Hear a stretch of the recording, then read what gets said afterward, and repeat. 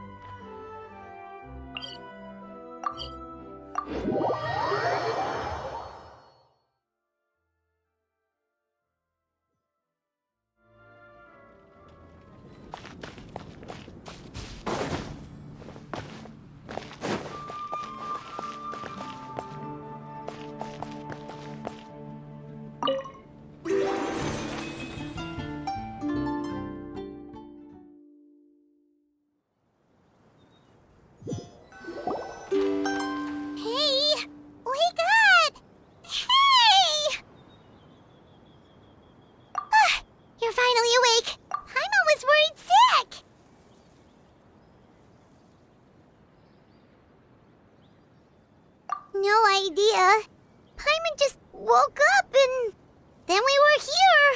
Oh, Paimon's head is all dizzy. The scenery here looks different too. Oh, what should we do, Traveler? Please don't tell Paimon someone abducted us and brought us to some strange place that we could never leave.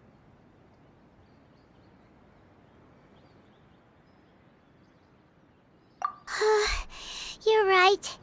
Better to think of this as the beginning of a new adventure. Thank goodness you're still here. If Paimon woke up alone, she probably would be trembling in a tree hollow.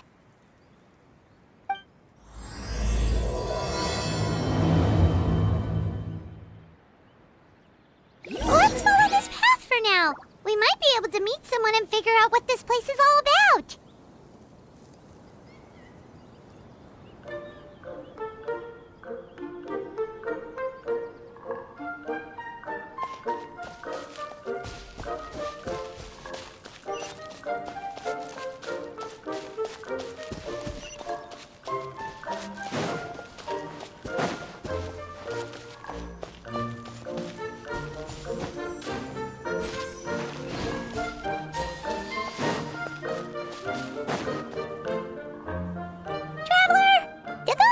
The road looked weird to you.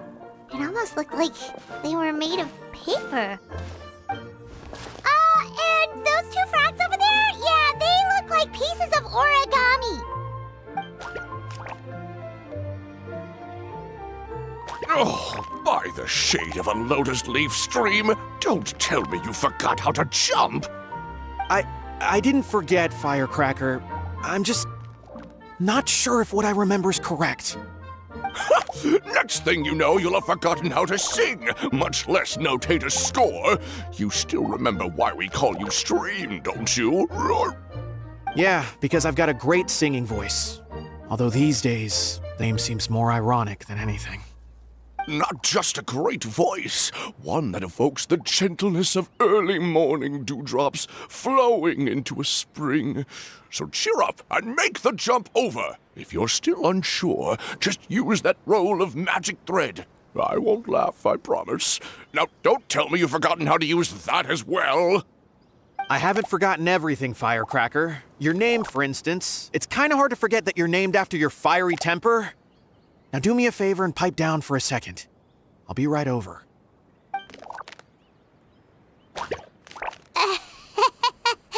You saw that too, right? Paimon's not seeing things, is she?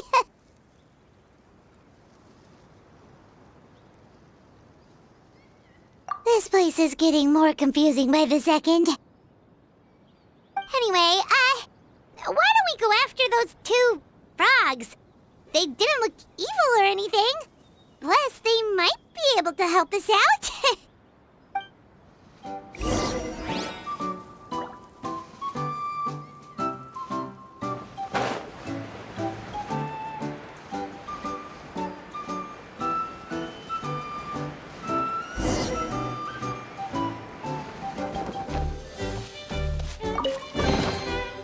greater pleasure is there than the unexpected?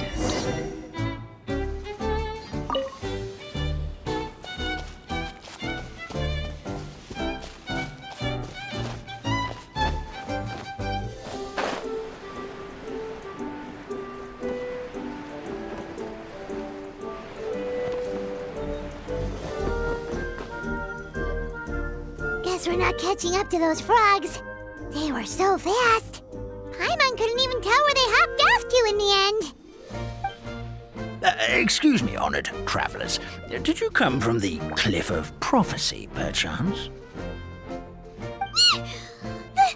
The chubby paper hamster just talked. Chubby? Who are you calling chubby? Just got a slightly thicker layer of paper on me, that's all. Allow me to introduce myself.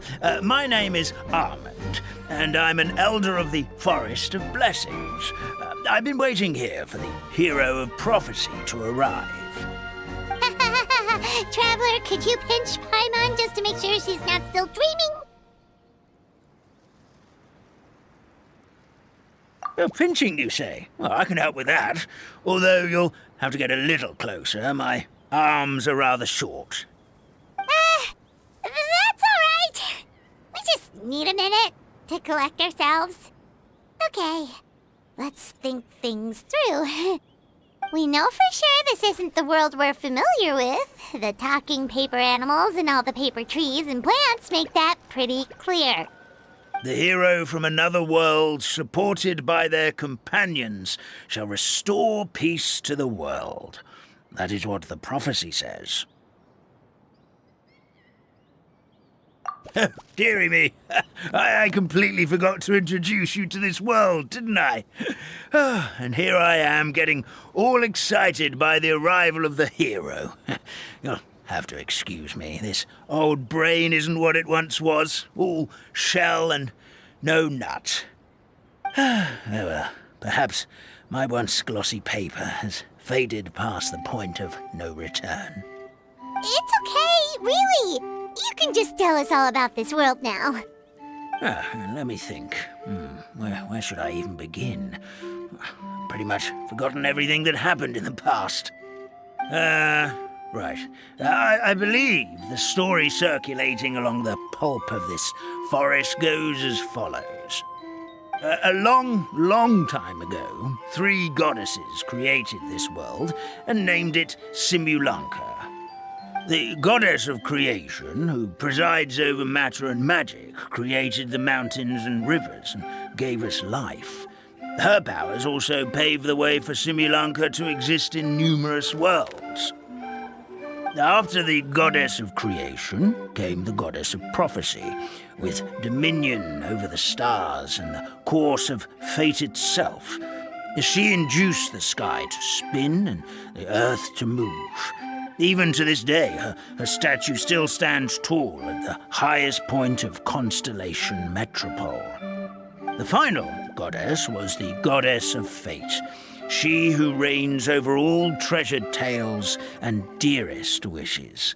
She bestowed upon us the fierce and everlasting feelings of love and hate, and showed us the meaning of death and hope. Whoa, they all seem super impressive. Sounds like they really did a lot.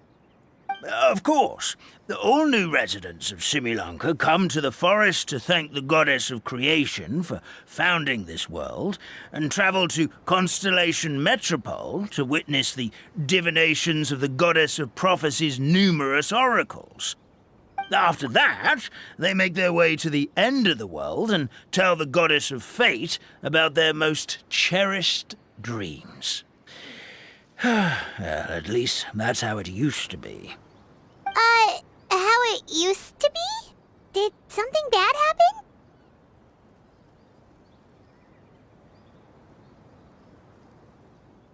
Oh, yeah. That has to do with the hero you're waiting for, right? Yes, this old brain of mine may have forgotten many things, but I will never forget the day the evil dragon descended upon our forest. It came down from the skies in an ominous black mist and ravaged our homeland, Its gigantic footprints can still be seen in the kingdom of breezes and bells.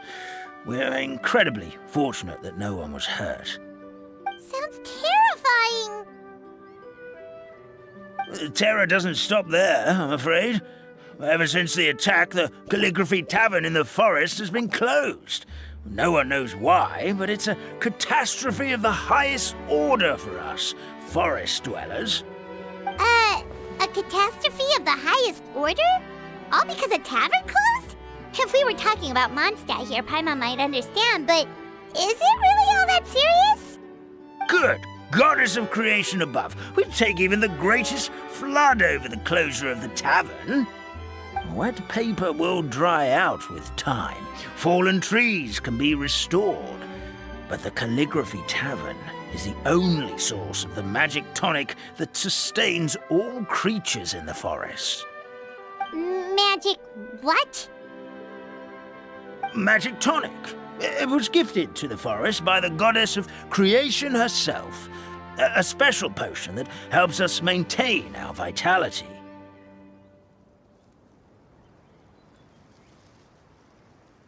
Well, our bodies will gradually crumple and become brittle until they eventually disintegrate entirely. Our colors will fade and we'll start to lose our memory until we can't even remember our own names. But wait, Grandpa Almond, does that mean you've already... Oh, I'm afraid so. The color has all but completely faded from my paper. To be honest, all I really remember is that I'm supposed to wait here for the hero of prophecy. But I've already forgotten who gave me that order to begin with. Then we've got to act fast! How can we help? Oh, brave Pixie. May the goddess of fate reward you and your friend for your kindness. Could it be you're the heroes I've been waiting for all along? Not sure how we know that. Plus, we can't even remember how we got here, so it's not looking too promising.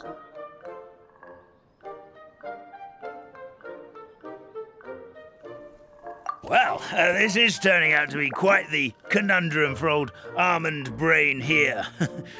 The prophecy never mentioned anything like that. For now, why don't you come with me to the Hut of Blessings? Our forest fairy lives there. Maybe she'll know what to do. Whoa, a forest fairy? Like one that knows magic? Oh, you betcha. She's prophesized to join the hero on their journey. Well, then she sounds like exactly the kind of person we need. Please lead the way, Grandpa Almond.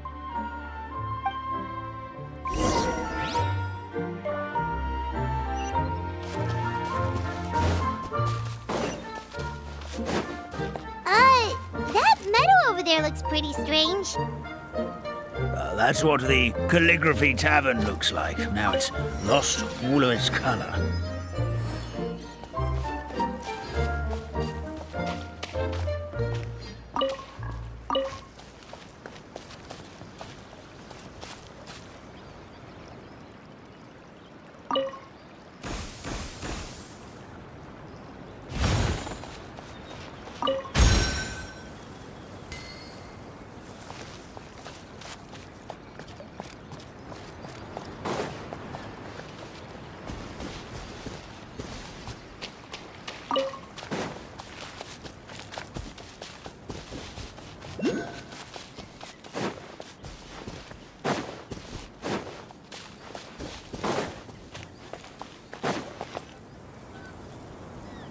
This is the place.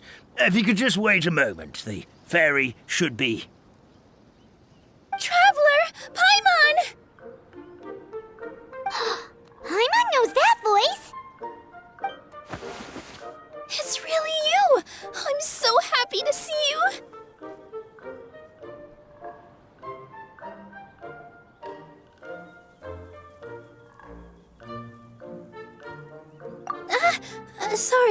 Sorry. So Nilu is the forest fairy? Well, you certainly look the part.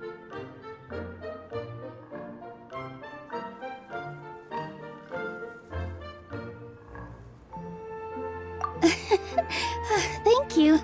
To be honest, I'm still getting used to it. It's the weirdest thing. I remember I was reading a book at the Grand Bazaar, and then I guess I must have fallen asleep at some point because, well, then I woke up just like this. And in my dream, someone spoke to me. They said, "You are the fairy of the Forest of Blessings. Now go, save the forest with your magic." At first, I thought this whole world was just part of the dream, but no matter how hard I tried, I couldn't seem to wake up. I couldn't find anyone I knew from the real world either. Sounds similar to what happened with us. We also have no idea how we got here. Anyway, sorry for my reaction back there. I got a bit too excited when I saw you two. It's okay, we totally understand. We were looking for a way out, too. At least we know we're not alone. Oh, blessed be the goddess of fate above. You're already friends with the fairy of the forest. Grandpa Almond, thank you so much for bringing my friends here. Could you let the others know I'm coming? I'll head over right away. Of course, leave it to me. Hey ho, pistachio. Today truly is a blessed day.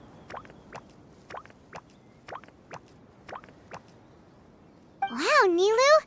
Looks like you made short work of getting to know the locals.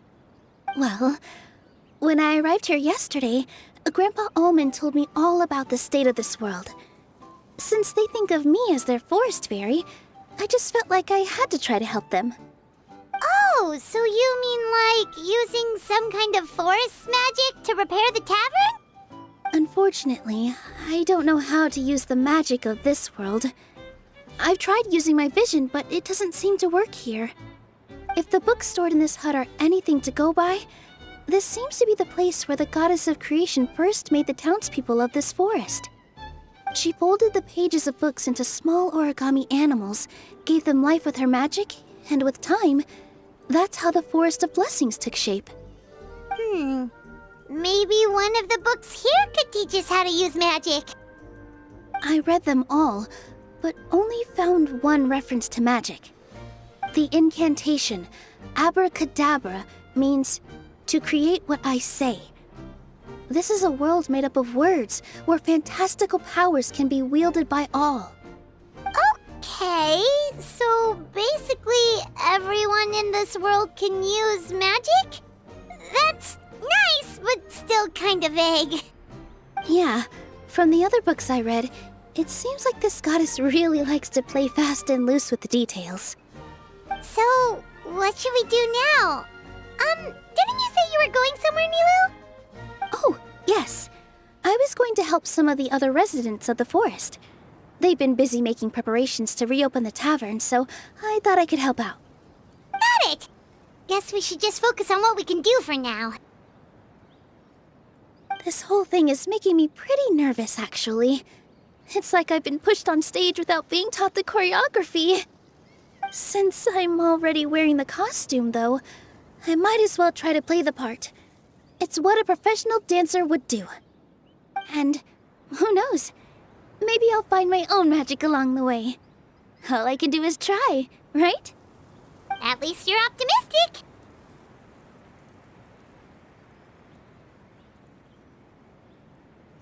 Thank you. Then let's go.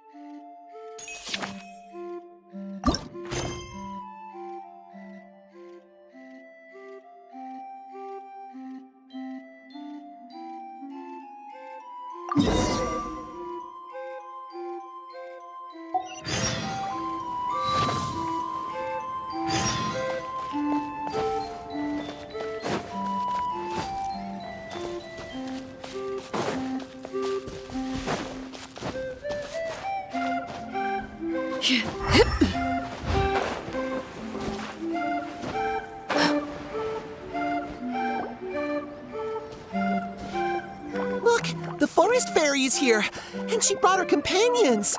Grandpa Almond was right. They do look promising. Hello there, everyone. I heard you were working on the piping for the calligraphy tavern. Is there anything we can do to help? Oh, we wouldn't dream of troubling you with our petty problems, my lady. Don't you worry. We have it all under control. You sure about that? Because from where Paimon's floating, the piping is looking pretty chaotic. Yes. We have my careless friend to thank for that. He promised we could leave the pipe connecting to him, and, well, the results speak for themselves. Hey, I just wanted to inspect each pipe. This is the network the magic tonic has to flow through. I was just trying to be thorough, so I disassembled the whole thing. Yeah, and now you've forgotten how to put the thing back together. Have you been eating too many nuts again? 'Cause you are what you eat. Please don't fight. I know everyone wants the tavern to reopen as soon as possible so that the forest can return to normal. So, why don't you let us help out? Yeah, we're here anyway, so we might as well be helpful. We just need to reassemble these pipes, right? Well, if you're offering... Basically, the pipes need to be connected properly to allow the magic tonic to flow through. If you put the wrong pipe in the wrong place, the tonic will get stuck halfway. Attention to detail is key. Says the guy who messed up the whole thing in the first place.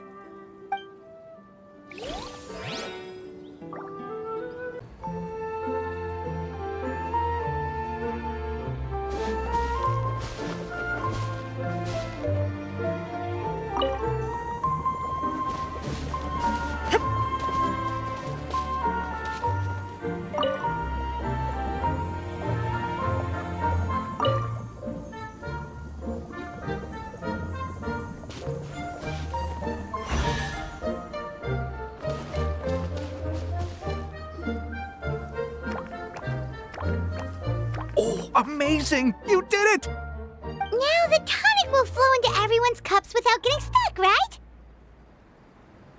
Oh, gotta say though, Paimon is starting to get pretty curious about this magic tonic. Could she have a teeny tiny sip? Just a little taste, please? It's not greed, it's curiosity. Well, if it's really just one sip, I guess that would be fine. Just be careful. This is one of the last cups left in the entire forest. We're supposed to save it for our research. Just a sip, promise. Okay, here goes. We won't...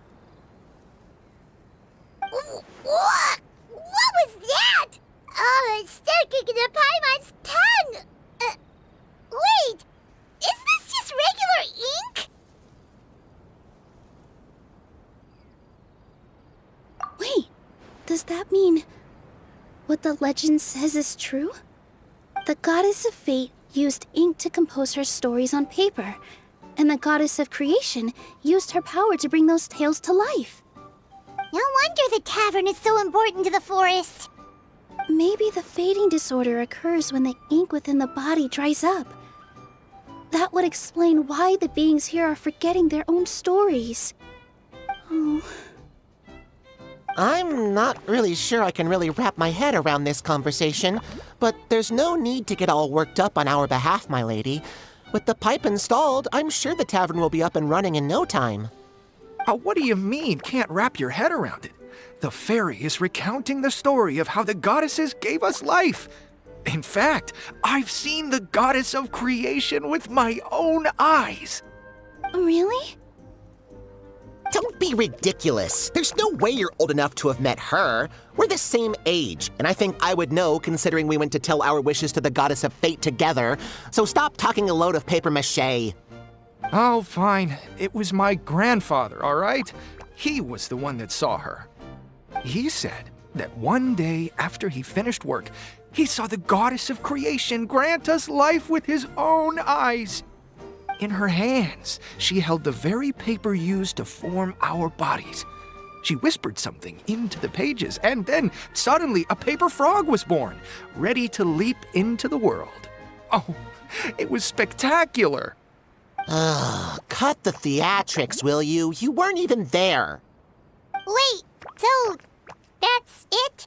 Paimon thought creation magic would have a little bit more pizzazz. Oh, so in your world, the creation of life is a much showier affair? Huh, I'm learning something new every day. Well, that's not exactly what Paimon was trying to say. Magic doesn't have to be spectacular. That's enough out of you. All your boasting is confusing our kind fairy. Oh, no, it's all right. I actually think I understand the magic of this world a bit better now. Thank you. The honor was all ours, milady. Traveler, Paimon, we should make our way to the next location.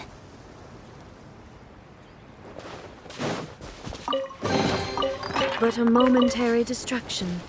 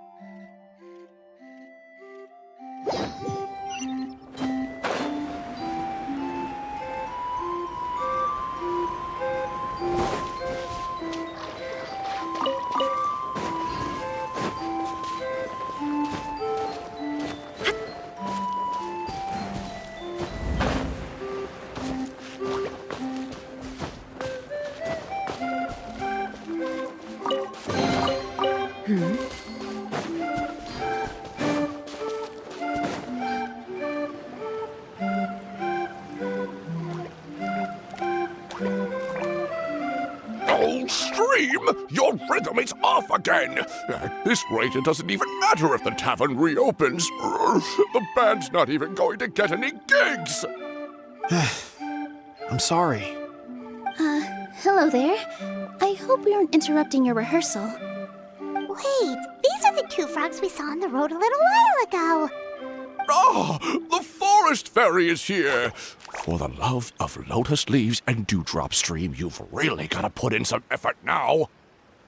But Oh, don't pressure yourselves on my account. Are you rehearsing for a show? Sure are. You see, our group regularly performs for guests at the tavern. We've been out of work for quite some time, with the closure and all, but after hearing of the fairy's arrival yesterday, we figured we needed to get in performance shape right away. I understand how you feel. Back at the Grand Bazaar, Zubair Theater's always busy with rehearsals too. The Grand Bazaar? Do people there sing on lotus leaves as well? Yeah, they do. And it's a really big one. You're the conductor of your group, aren't you? You remind me of Mr. Zubair. Ah, then he must be an ambitious director. One who would do anything to avoid disappointing a single member of the audience. It's just... Is there anything we can do to help you, Mr. Stream? Oh, no. My problems are mine and mine alone. It's just, after the tavern closed, I somehow forgot how to sing. I'm always a few beats behind everyone else, and I keep singing out of key. You were our trump card, our best singer by a mile. I know, but... So he is a victim of the fading disorder too? Don't be sad, Mr. Stream. Whenever I've forgotten important dance steps in the past, my friends at the Grand Bazaar always stick by my side to encourage me. They smile and patiently tell me everything's going to be okay. Then they play the melody for me over and over until the steps finally come back to me. Now it's our turn to help you. We just need to help you remember how to sing, right? The Traveler's got a great sense of rhythm. We can help keep you in time. Well, what do you say, Stream? I think it's a great idea. Just focus on the lyrics, and the fairy's friends will help you stay on beat. Are you sure? This is really asking a lot. Don't worry about it, Mr. Stream. It'll all be worth it when the tavern reopens and we finally have the chance to hear your marvelous singing voice. All right, then. Thank you so much, everyone. I'll give it my best shot.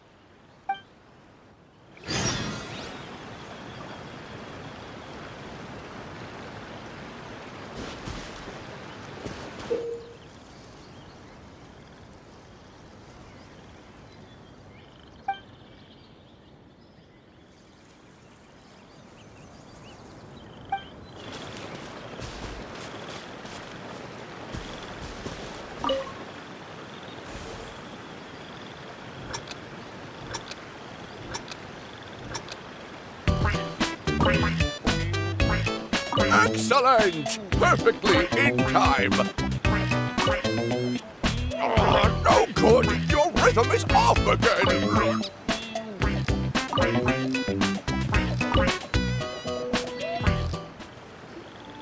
Still no good. Yeah, don't give up just yet. Our rhythm was probably off. Let's give it a few more tries.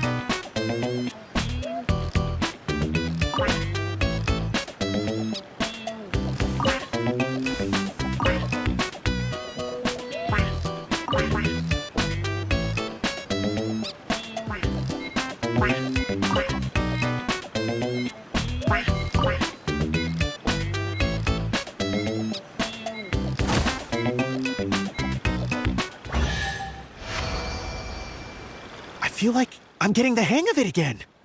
Goddesses above, this better stick when it comes to the performance. Just do it exactly like how we rehearsed. Thank you, everyone. Thanks to you, my voice is once again as clear as a flowing stream. Glad to hear that you're feeling better, Mr. Stream.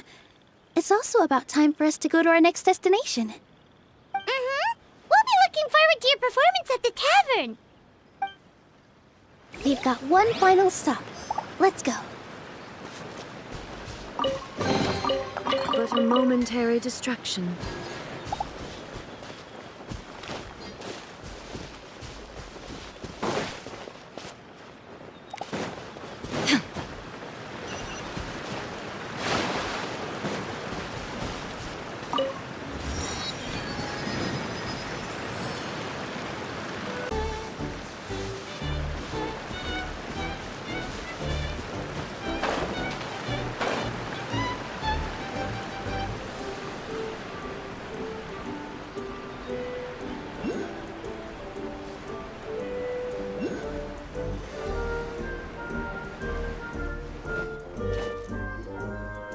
Oh, my dear Citrus, please tell me you're joking. We can't have you out of commission with the tavern about to reopen. I'm sorry, Grandpa Almond. It's the truth. I was just too excited for the reopening and must have fallen asleep in an awkward position. Grandpa Almond, we're here to help. Oh, hazelnuts on high. You could not have come at a better time. Please allow me to introduce you. This is the bartender of the Calligraphy Tavern, Miss Citrus. Miss Citrus is supposed to add all kinds of delicious fruits to the magic tonic. Her additions are what turn it into the finest brew in the land. She's indispensable to the operation of the tavern. I appreciate the kind words, Grandpa Almond, but... my neck. Are you all right? Terrible timing. Getting a kink in my neck at a time like this? Could you give my tail a little twist? That should help free up the movement in my neck. I would do it myself, but I can't reach my own, and Grandpa Almond is too old and as light as a feather. The neck and tail are connected? Of course they're connected. Just like how you can't have a rainbow without rain.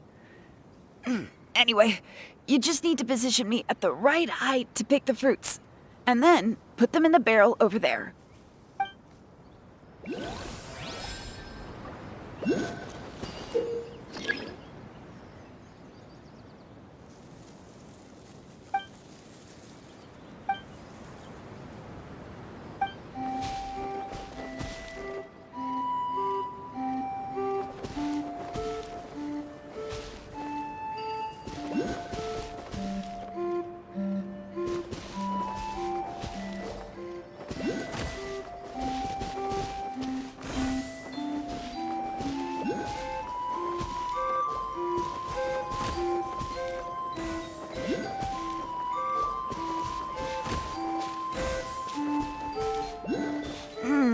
This doesn't seem quite right.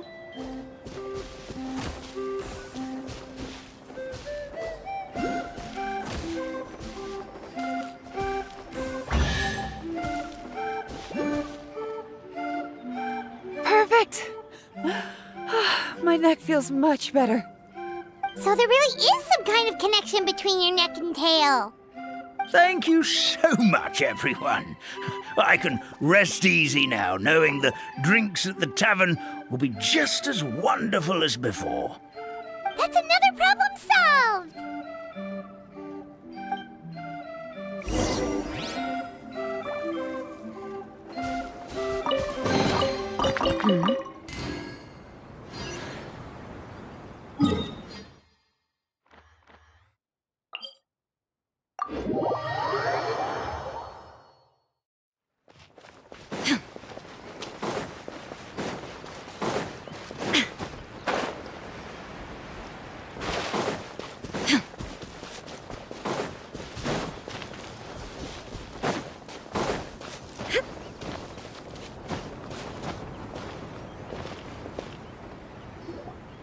Well, since we've taken care of most of the tasks, all we need to do now is reopen the tavern.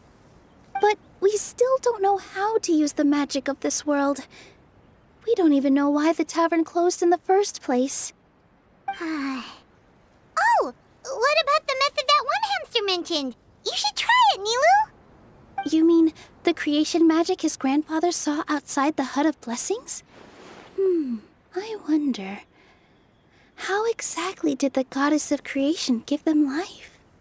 Maybe you don't need to understand it. Just give it a try. Everyone here calls you the Forest Fairy. Maybe you have the magic powers already and you just don't know it.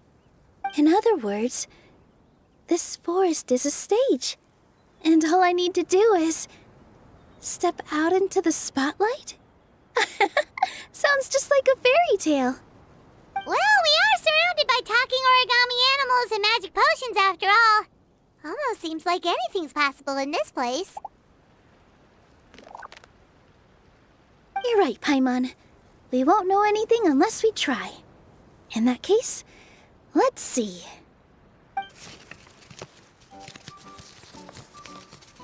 This is how you do it, right? I think I got the folds right.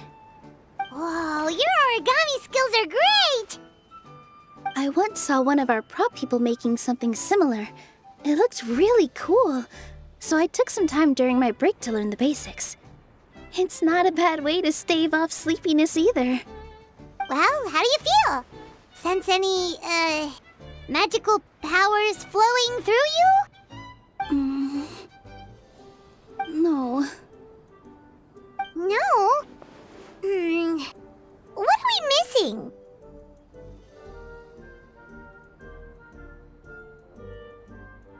Magic words? But how am I supposed to know what the goddess said to bring them to life?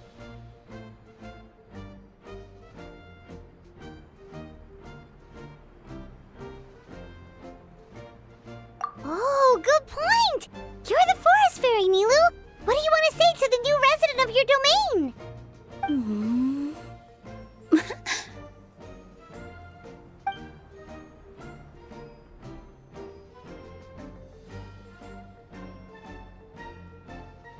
I bestow upon you the blessings of the forest and offer you a home in this land. Your name shall be Harisara. May you bloom in this world as beautifully as the flower I love. My name is Parisara. It worked! It actually worked! Well, peel my shell and call me a nut. I'd never imagined I'd witness such a miracle at my age. It's just like what the stories said about the goddess of creation. Shell? Miracle? Nice to meet you, Parisara.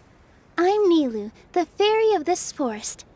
From this day forward, this place is now your home. Hello, Fairy Nilu. I hope you'll grow up happily in this forest. Grow up. Oh, you can leave the little one with old Almond for now. Oh, this sure brings back memories. It's been such a long time since we last held a welcome ceremony. Here, Parisara. Come to Grandpa Almond. Well, now that Nilu has mastered the goddess's magic, we should be able to reopen the tavern, right? Grandpa Almond, could you send a few people to check the underground space beneath the tavern? Oh, of course. May I ask why? The moment I used magic, I sensed something strange down there. I have a feeling it's connected to why the tavern had to close down. Of course, we'll look into it right away. Make sure you listen to Grandpa Almond, Parisara. Don't go running off on your own. Parisara. Listen. Running! Hey, come back here, you! Wait! Yep, that's Nilu's creation, all right. She's got so much energy. Anyway, how did you manage it, Nilu? Well, all I did was say my wishes for her out loud. Maybe the magic is in the words themselves, just like the book said. This place is seeming more like a fairy tale by the second. I mean, or somewhere called the Forest of Blessings, so it kind of makes sense. Well, anyway, Paimon thinks this magic suits you perfectly, Nilu.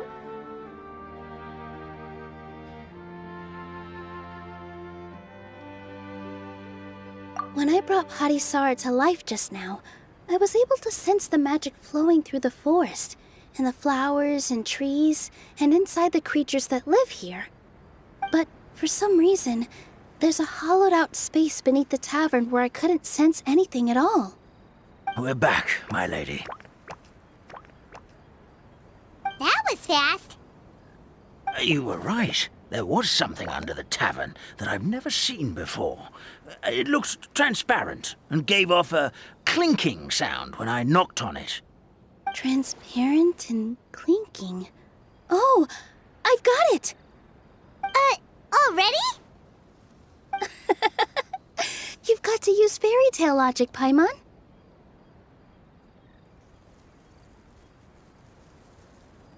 That's right. An empty ink bottle, to be exact. Still remember the taste of the magic tonic you took a sip of, Paimon? Yeah, it was ink. Oh, Paimon gets it now! Traveler, Paimon, will you come gather some ingredients with me?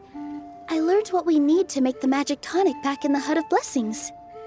Sure thing! What do we need to get?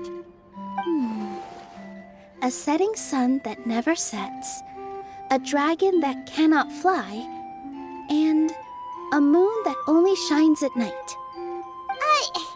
Where are we supposed to find crazy things like that?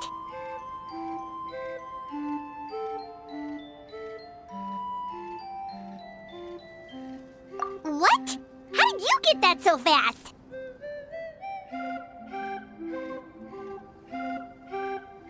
Logic, huh? Lucky guess, more like.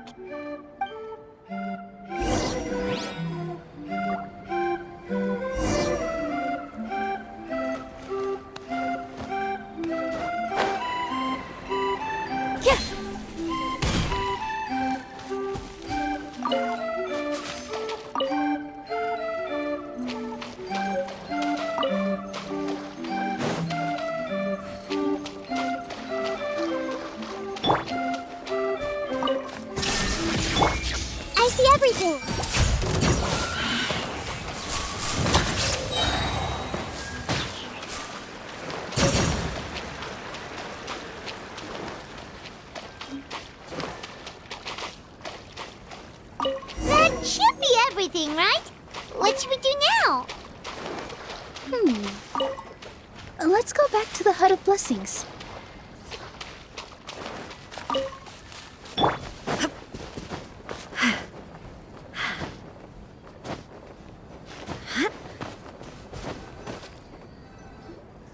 Give me just a second. I'm gonna go fetch an ink bottle from the other room. Paimon doesn't get it. All the ingredients are super tasty, but somehow the final product turns into ink. Well, anyway, Paimon's not going anywhere near this stuff this time. Not even if you bribed her. Sorry to keep you waiting. Let's see. According to the book, first you do this, then this, and then... It's done!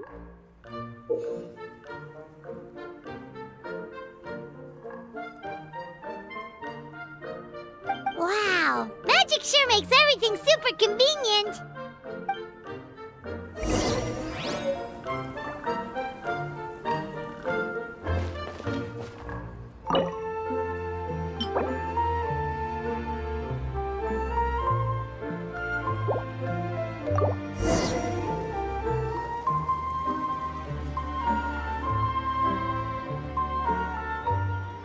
Yes, this is it. This is exactly the magic tonic we need. Grandpa Almond, could you take the concoction to the room underneath the tavern and place it next to the transparent bottle you found? I'll handle the rest. Of course. As you command, so it shall be done. I still get nervous at times like this. It's just like when you step on stage and you can tell that every single person's gaze is fixed right on you.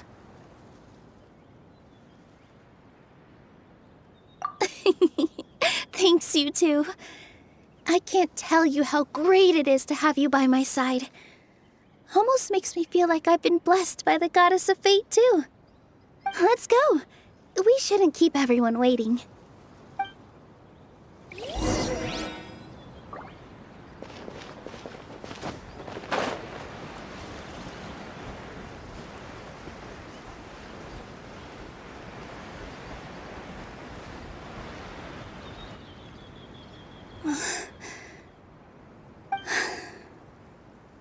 Forest, please heed my words and accept my blessings.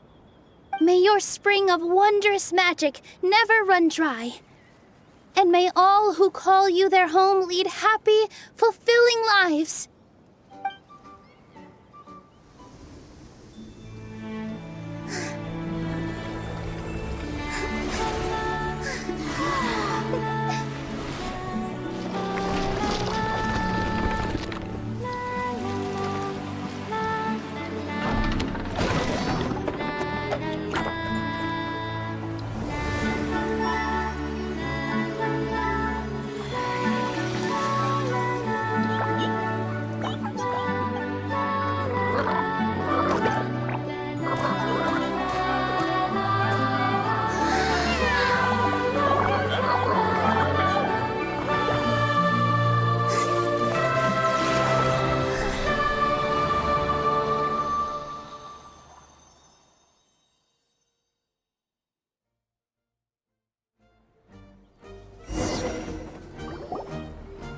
Fairy Nilu is amazing!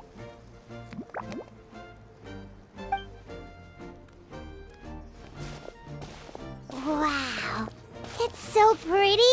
What a beautiful tavern!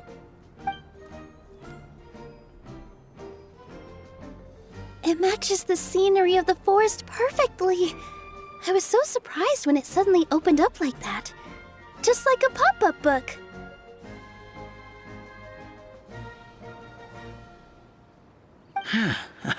I remember now. I remember everything. It was me. I was the one who went to the top of Constellation Metropole and witnessed the goddess's prophecy. The hero who shall save this world will descend upon the cliff of prophecy. The hero, supported by their companions, shall restore peace to this world. So the prophecy really did have all the answers. You just forgot the first half. That's why I was waiting near the Cliff of Prophecy. Wonderful. Simply wonderful. There's still some hope left for old Armand after all. Is the Cliff of Prophecy that place with the huge mural? 'Cause that is where we woke up, but we don't remember anything about how we got there. Also, we didn't get a change of clothes like Nilu. Are we definitely the heroes? If not you, then who else?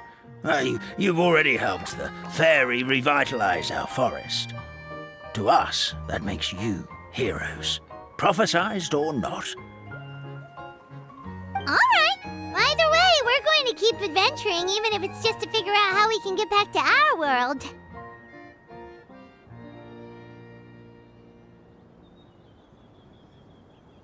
Yep, that's exactly right! Helping people we meet on the road is kind of our thing. As expected, the words of the goddess of prophecy always come true. I'll come with you. It can't hurt to have a magical fairy tag along, right?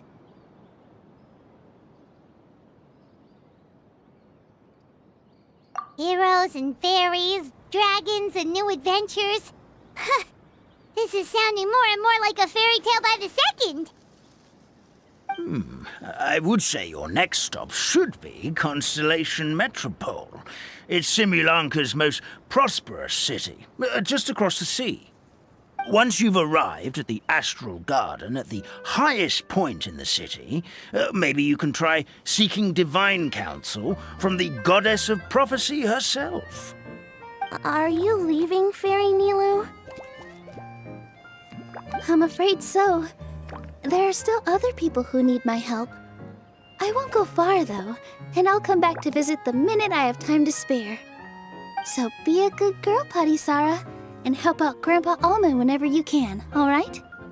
Mm-hmm. Got it. Patisara will wait here for you. That's a good girl, Patisara. I almost forgot. If Constellation Metropole is where you're heading, you'll need to take the Maritime Express. I'll head to the station first thing tomorrow morning and wake up that lazy station master for you. Why don't you take a break for the rest of the day? You should savor the beautiful scenery of the forest before you go. Sounds great! Paimon definitely feels tired after being on the go for so long. There's a spot in the tavern with Paimon's name on it. Oh, sounds like someone's ready to order. Oh, well, if you're offering. Paimon will take a glass of Buell fruit tonic. But hold the tonic.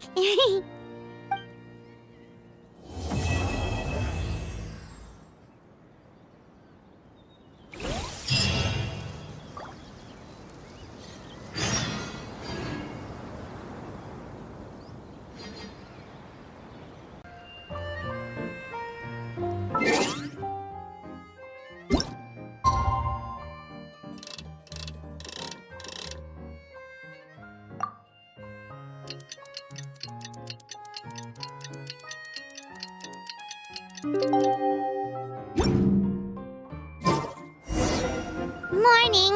Guess everything that happened yesterday wasn't just a dream then.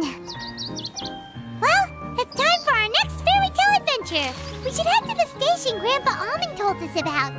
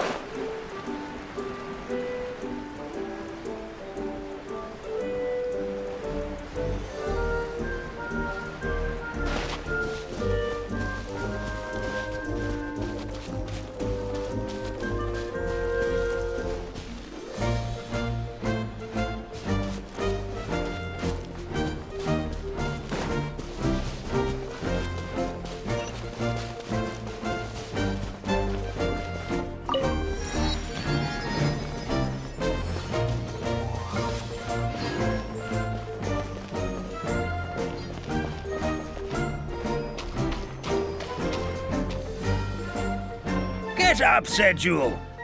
Time to get to work, you lazy bones. I can't remember how to call the train. Just let me sleep a little longer, then I'm sure I'll remember. Don't try to pull one over on me, young man.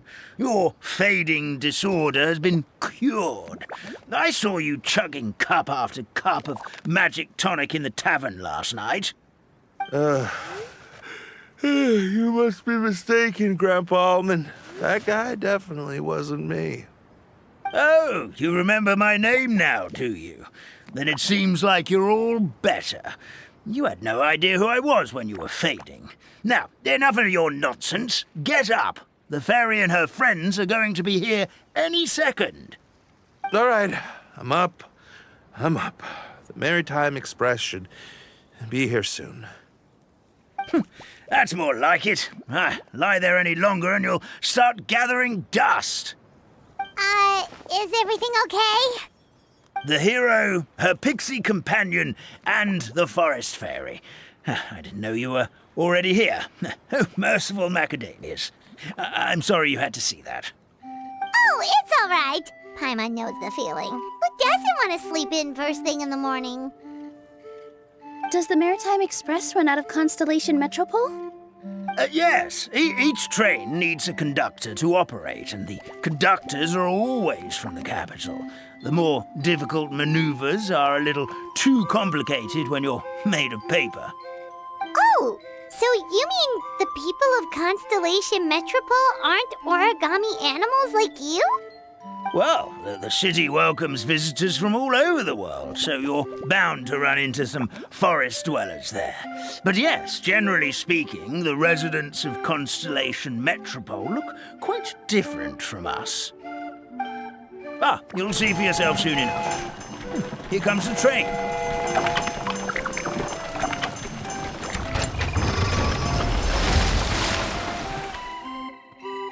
Pleasure to meet you, everyone. My name is Will, and I'll be the conductor for your journey today. I'm assuming you're the ones who called the train. Whoa, it's a little toy man! Yes, we called the train. The hero and the forest fairy need a ride to Constellation Metropole. The hero and the forest fairy, the ones from the prophecy. Oh, why didn't you say so earlier? We could have prepared a far more luxurious train. I'll just go back and get a better one. That's okay, Mr. Wheel.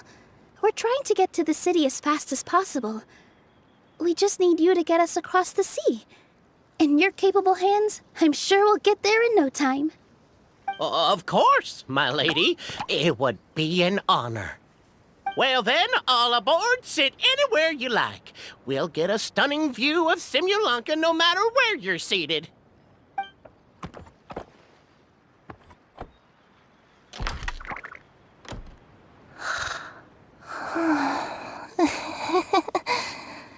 Oh, breakfast. Did one of you just say something?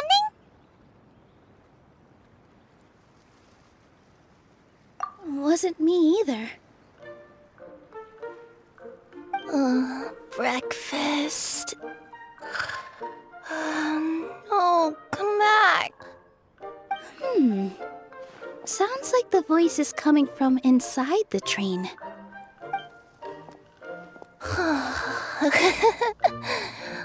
Fish. Chicken drumsticks. Oh, gotcha.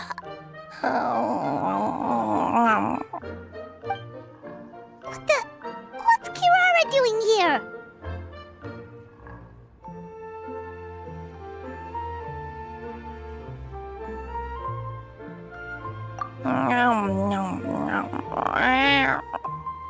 Is she a friend of yours? Oh, let Paimon introduce you. This is Kirara. She's... Oh, wait. Actually, maybe we should wake her up first. So noisy. Is it morning already?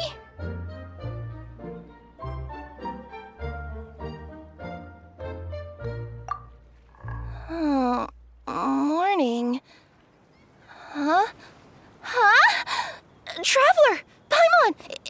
It's you? Which means... Oh, thank goodness. It was all a dream after all. Oh, gotta hand it to my imagination. It all felt super real. There were these toy people, but they were alive and they could talk. Ahem. Madam, sleeping overnight in the train car is prohibited.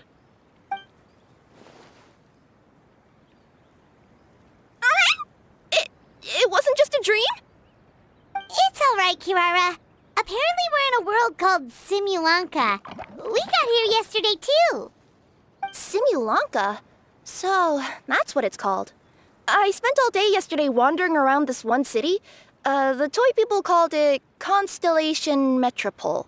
I was trying to find a way to get back home.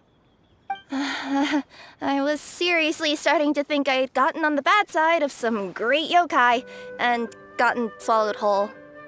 Ah, I take it you're Inazuman then, Miss Kirara? She sure is. But, Kirara here is kinda special. Let Paimon introduce you for real this time. Kirara is a Nekomata from Inazuma. She works as a courier for Komanie Express. Huh, nice to meet you. I'm Nilu, a member of Zubair Theater. You can usually find us performing in Sumeru City's Grand Bazaar. Right now, though, I suppose I should introduce myself as the Fairy of the Forest of Blessings. Oh, you're Nilu! I've heard a lot about you from my deliveries in Sumeru. I even saw one of your performances back in the day. You're an amazing dancer.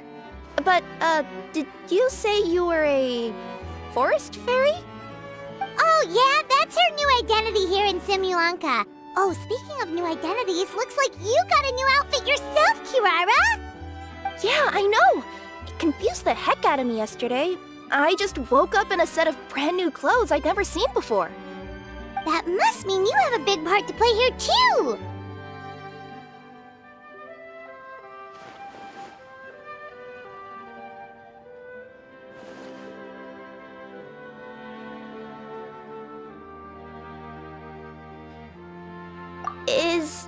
Is that a thing? I guess I am wearing a pair of boots, but still. Did you by any chance hear a voice speaking to you before you got here, Miss Kirara? A voice... Oh, yeah, I did hear something, but I was so freaked out my tails got all tangled, so I, didn't catch much of what was said. Sorry for the interruption. But this, Nekomata friend of yours, she doesn't eat hamsters, does she? Or frogs? Oh, no need to worry, little guys. I would never do something like that. Well, unless I'd been out in the wild too long without anything to eat. Oh, speaking of eating, I am getting a little hungry.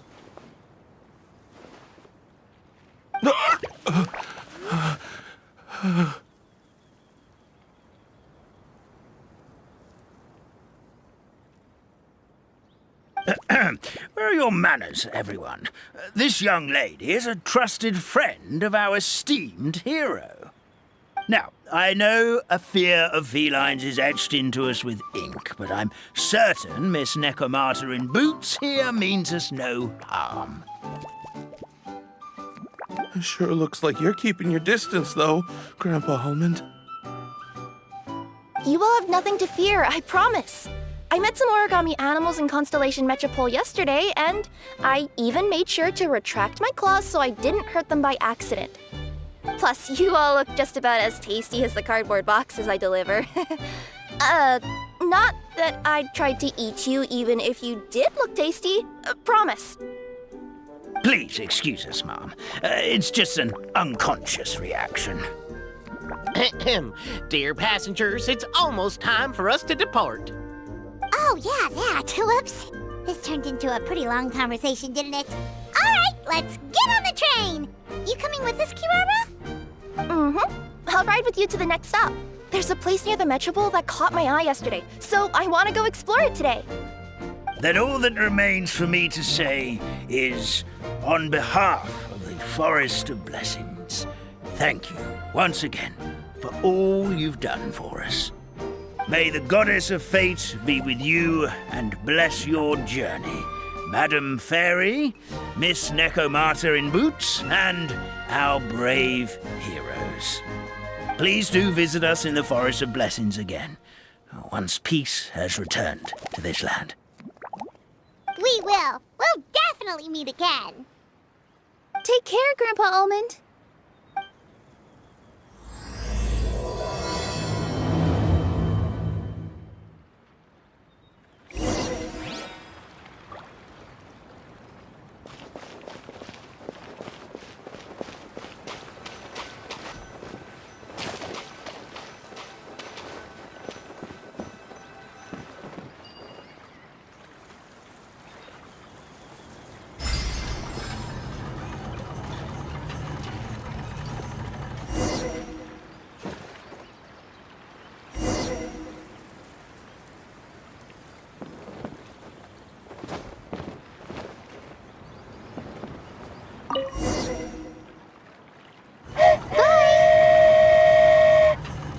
Have a safe trip! Wow, a train ride over the sea? What an incredible view! Please keep your head and arms inside the train at all times. We don't want anyone falling into the sea.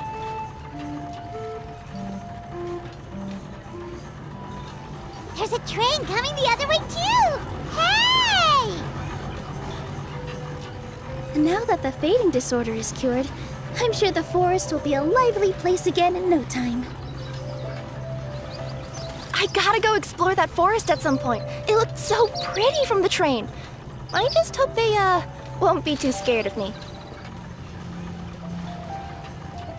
We'll be arriving at our destination shortly. Please prepare to disembark.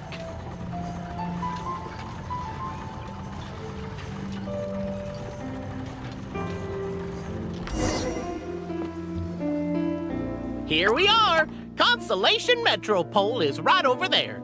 It's a short walk from here to the Gear Sky Ladder, which will take you right to Metropole Square. And thank you again for choosing Maritime Express. Great! And thanks to you for a smooth and pleasant journey, Mr. Wheel. The train cars were comfortable and spacious, and I had a great night's sleep. I'll definitely be back. As you wish, ma'am.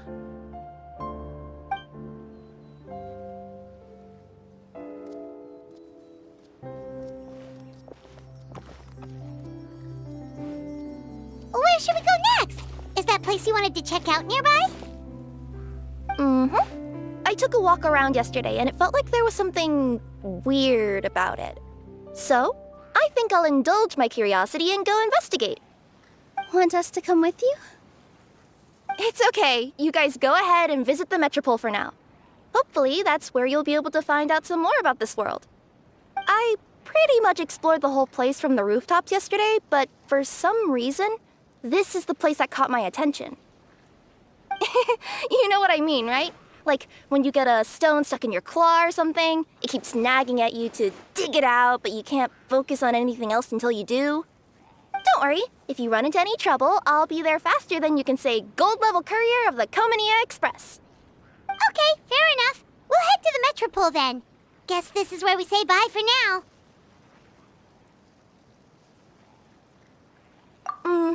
Don't worry about me. Let's not forget, I'm a yokai.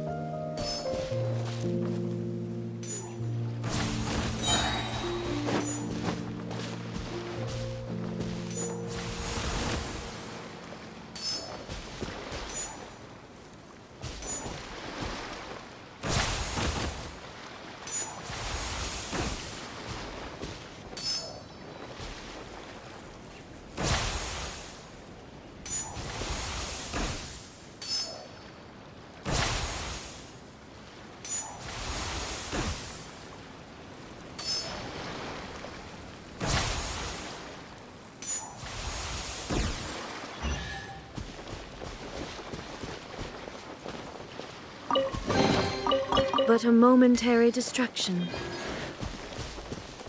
Help me! Somebody, please! Over there! Somebody needs our help!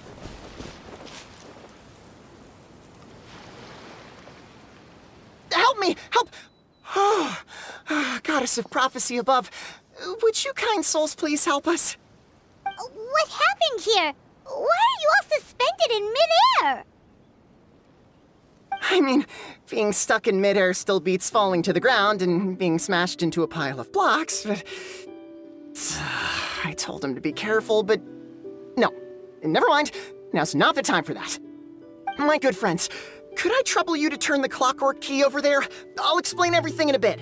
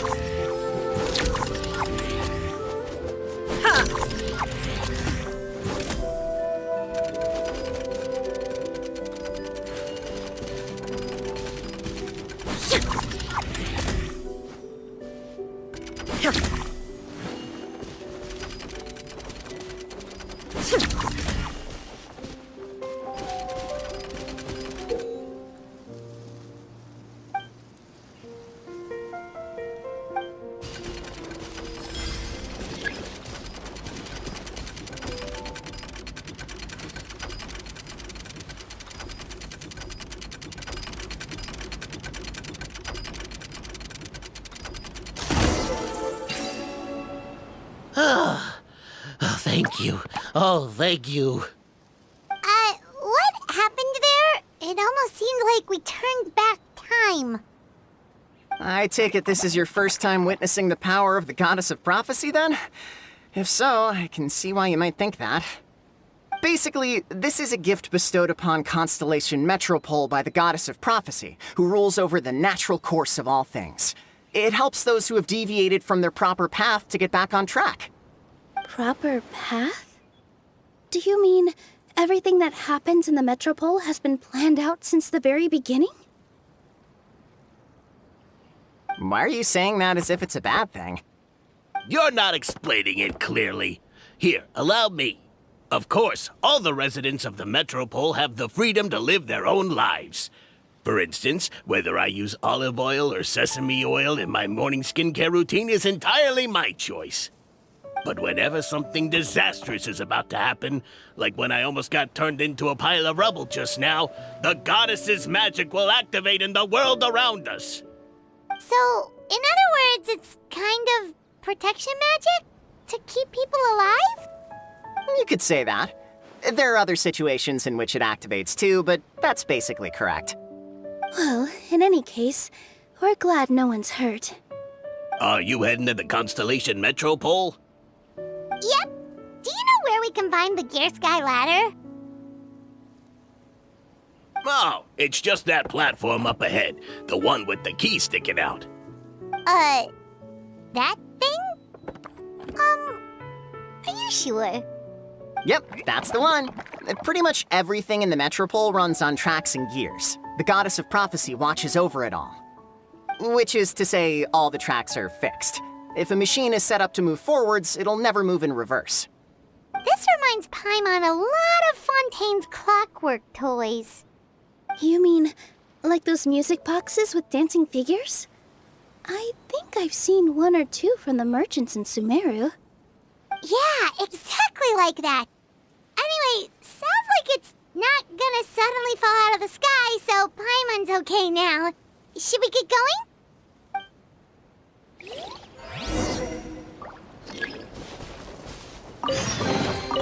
Take them.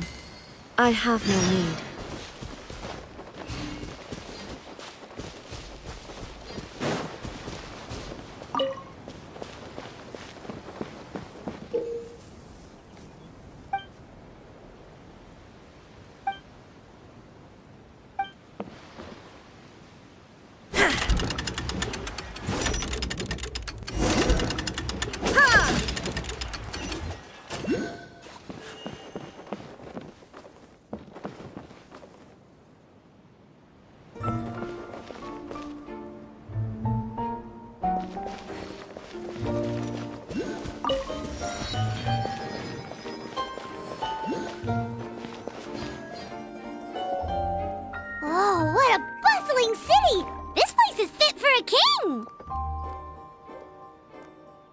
next step is to get to the top of the Metropole and ask the Goddess of Prophecy for guidance. If there is a king in that castle, I sure hope he won't get mad at us for trespassing.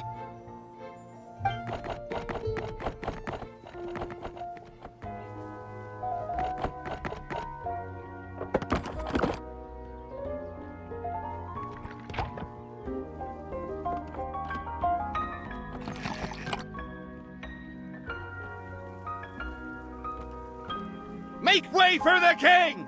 Oh, darn, we jinxed it. Oh, no. Did he overhear us talking about us sneaking into his castle? Paimon hopes he's not mad. Silence!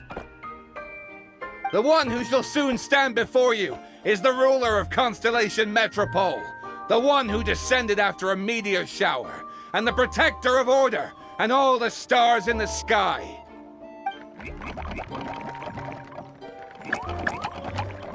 That's a long list of titles.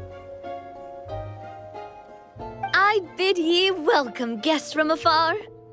Long have I heard of your grand deeds. O fairy, who restored the lifeblood of the forest. O hero, who... huh? Navia! Hold your foul tongue! How dare you utter Her Majesty's name?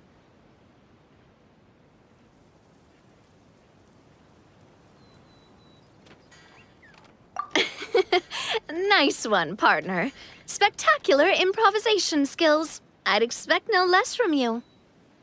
All right. You can relax now. Allow me to make some introductions. This is the Traveler, and her trusty companion, Paimon. You are personal friends with Her Majesty the King? Please, forgive our grievous mistake. We had no idea. All right, the welcome ceremony is over. Everyone back to your stations. I will personally treat our guests to some royal hospitality. Yes, Your Majesty.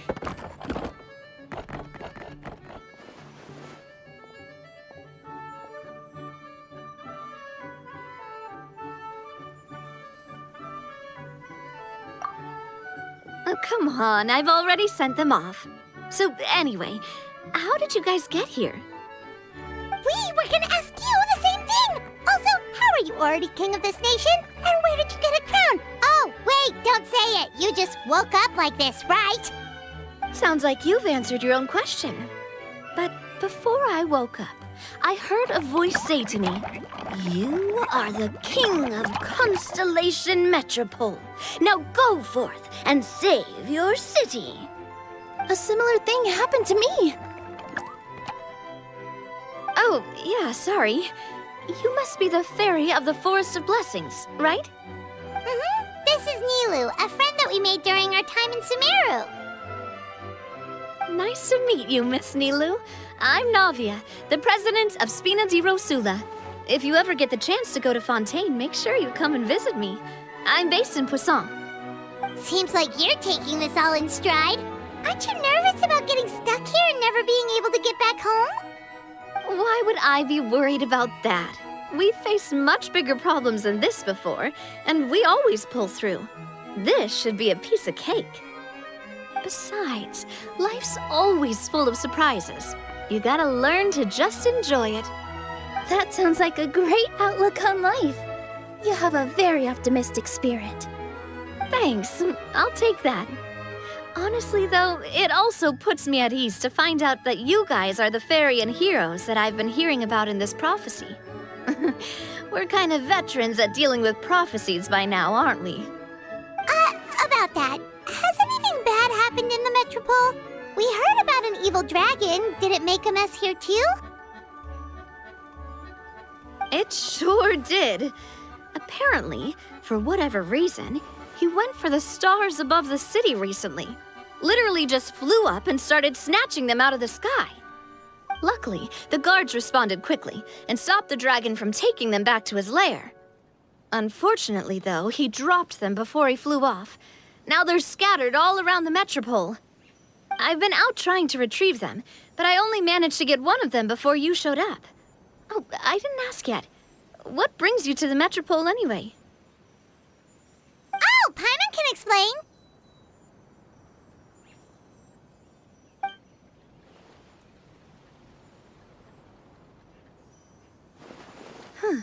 I see.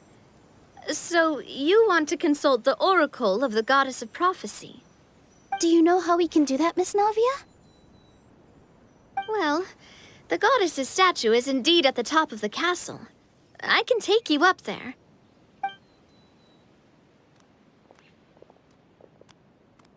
However, I've heard from the citizens here that the goddess hasn't given out any new revelations in a very long time. Really? But Grandpa Almond told us that he received his prophecy from the goddess. Oh, that's probably because the prophecy about the hero of Simulanka has been around for a very long time.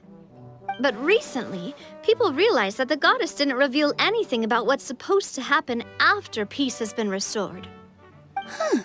Okay. Still, can't hurt to try your luck. And maybe you can help me get rid of the invaders while we're at it. Invaders? So the dragon's not your only problem? Right. The forest isn't the only place where strange things have been happening to the residents. Have you come across the gift from the goddess of prophecy yet? You mean the protection magic that stops them from coming to harm? We saw it in action. Yep, that's the one. Over the past little while, this magic has been triggering far more frequently. We don't know if it's simply because the Metropole has grown a lot more dangerous, or if there's a deeper reason behind it. Some residents find themselves getting stuck in a place and unable to move. Others start repeating the same thing over and over again, like they're trapped in some kind of loop.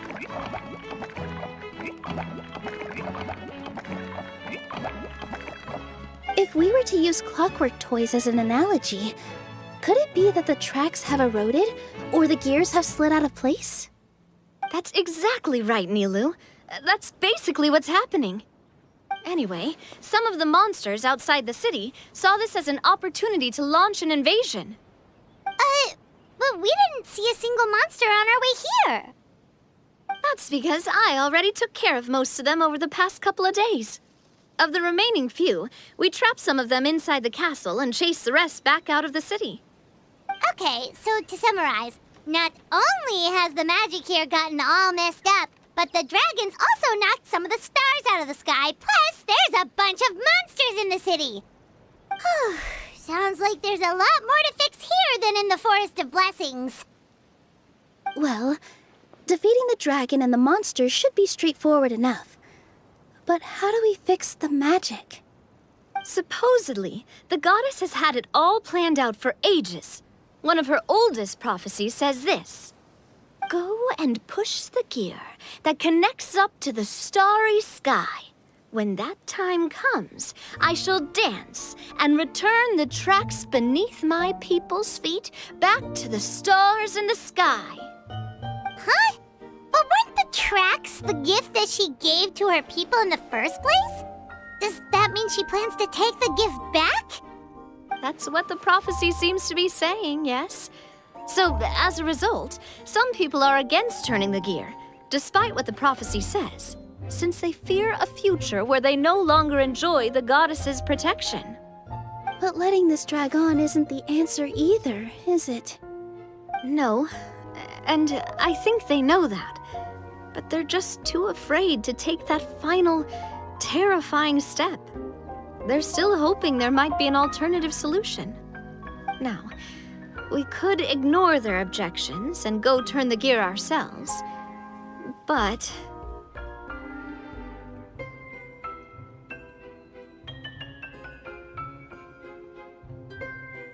Exactly.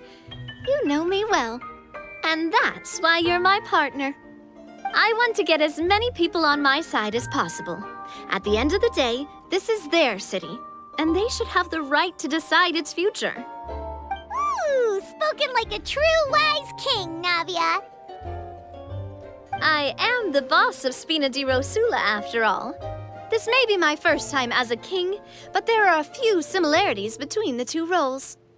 Traveler, Paimon, Miss Nilu, would you be willing to lend me your support?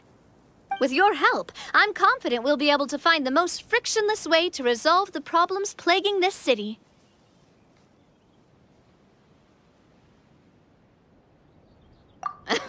Oh, not gonna lie, Your Majesty is definitely growing on me.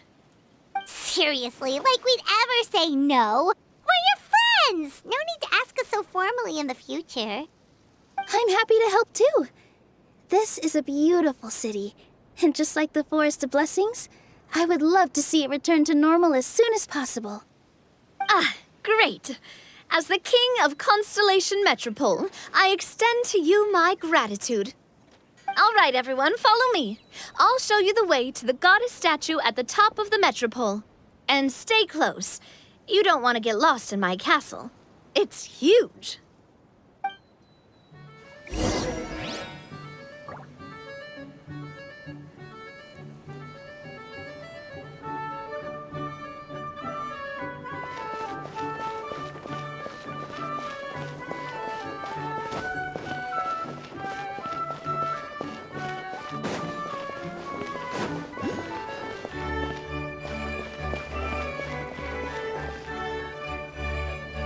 Huh? What's this?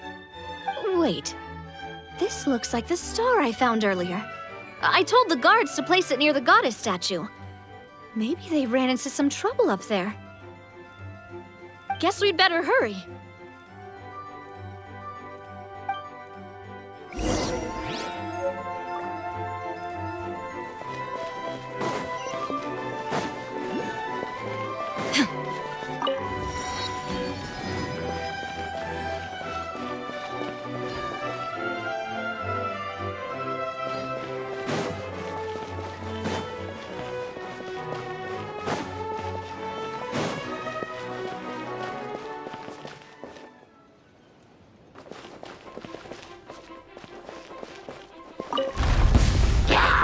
Illusion shattered!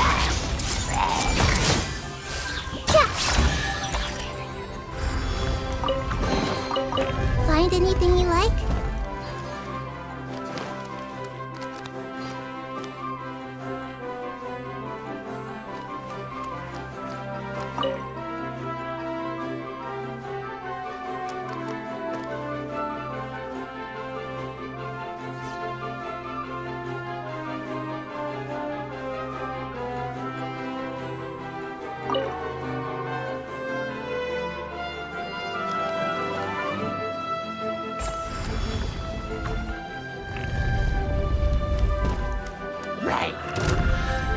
Everyone hold hands!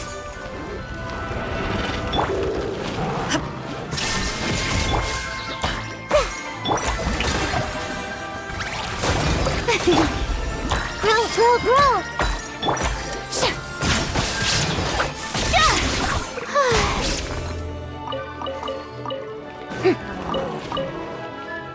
Let's move out. Hold the line! This might hurt a little.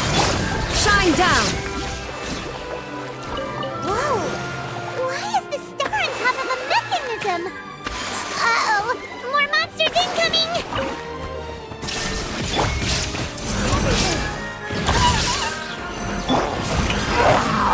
Allow me!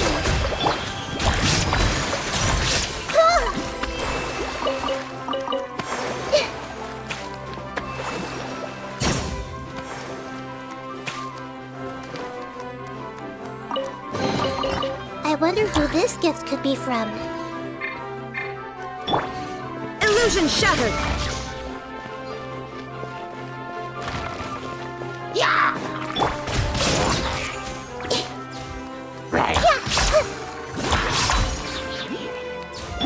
Shine down!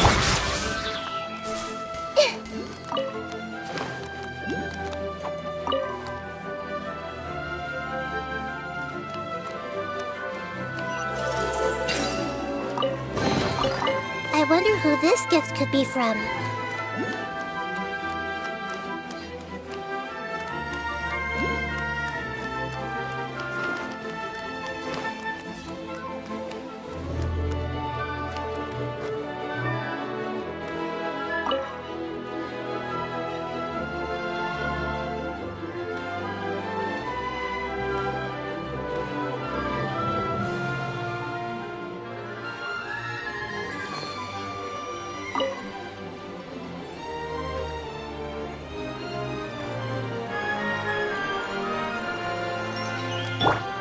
No escape!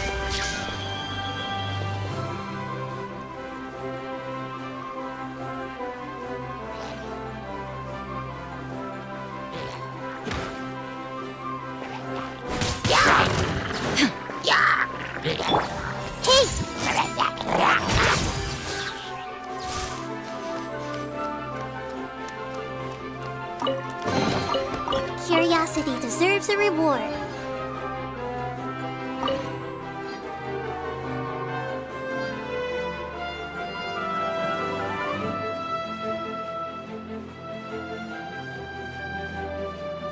Feels like they really didn't want to give that to us.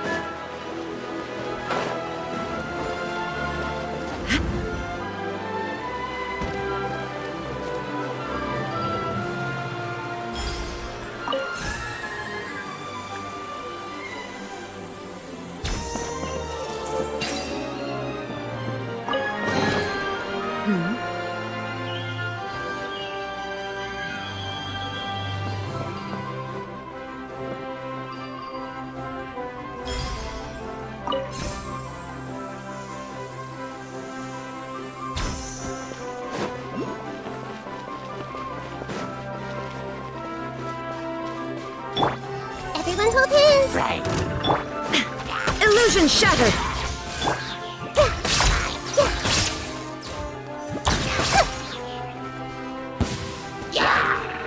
Commit it to memory!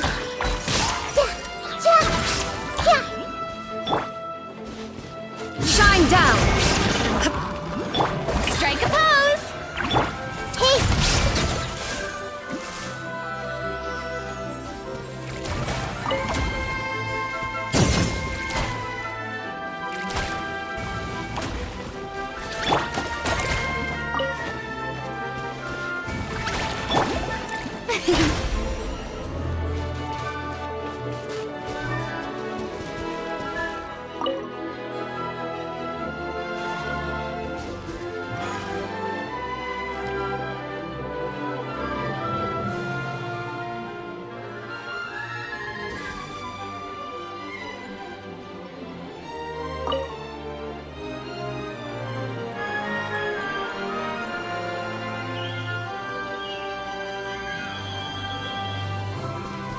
Another one in the bag!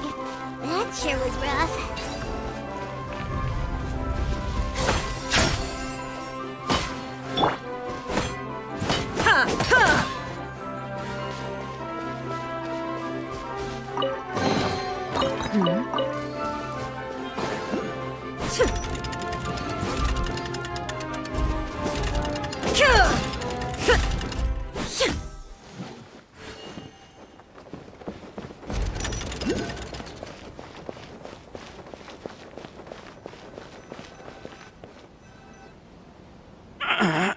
Drat!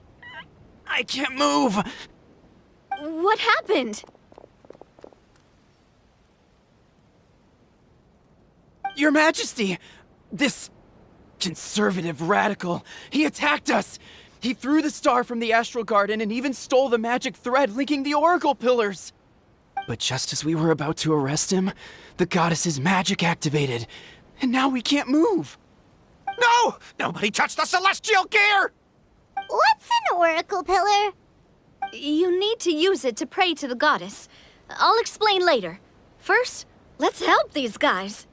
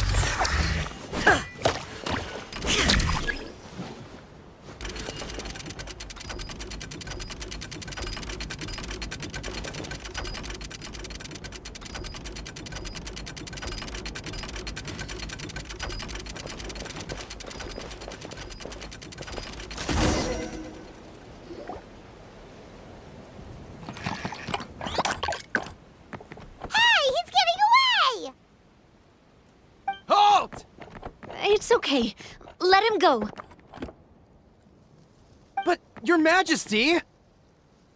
Even if we catch up to him now, we won't be able to change his mind, much less quell the fear that many others like him are feeling. All it would do is turn him further against us. Understood, Your Majesty. Also, this is the magic thread he was holding from the Oracle Pillars. Your Majesty, what should we... Please give that to the traveler over there. I believe they have some questions for the goddess. Yes, Your Majesty.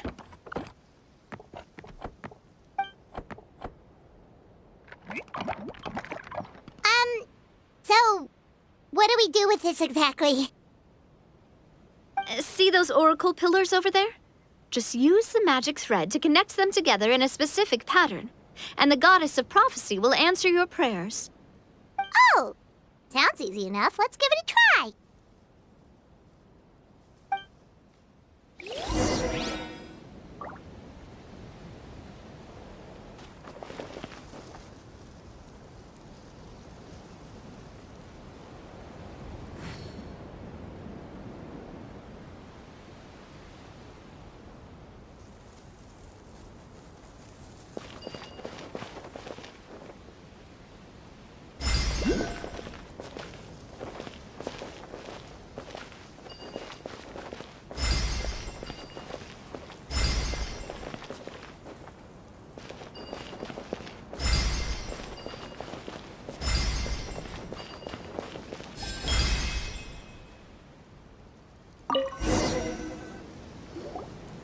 It worked!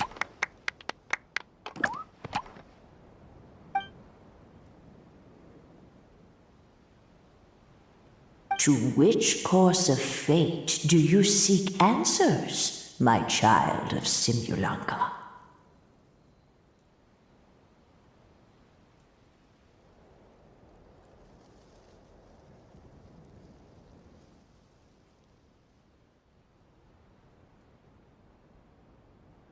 Go and push the gear that connects up to the starry sky. When that time comes, I shall dance and return the tracks beneath my people's feet back to the stars in the sky.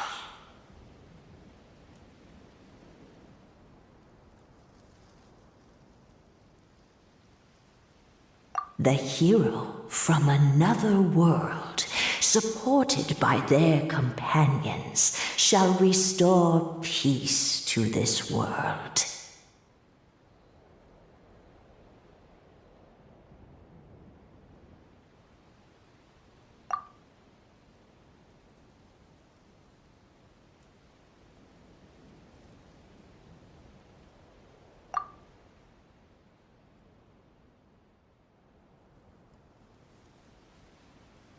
So, Miss Navia was right. The goddess of prophecy didn't tell us anything about the future. Fair enough. Guess we'll just have to play it by ear.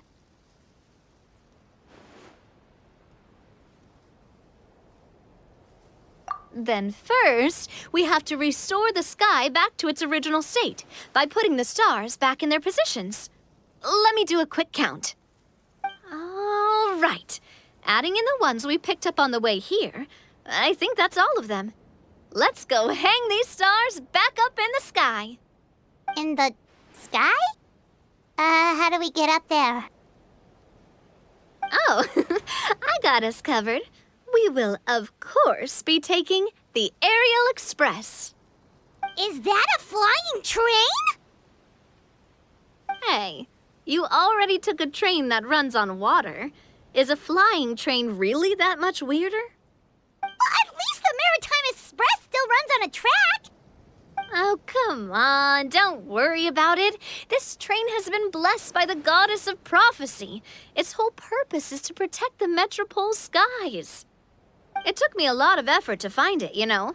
I don't think anyone's used it in, like, 100 years. 100 years? Are you sure it's safe? Let's not forget that the goddess of prophecy's magic has been going haywire recently. Well, it's not like we have any other options. Unless you want to do the honors, Paimon. Fancy flying up there on your own? No, thank you. It's way too high up. Oh, wait, Nilu. You've got a feel for how magic works here.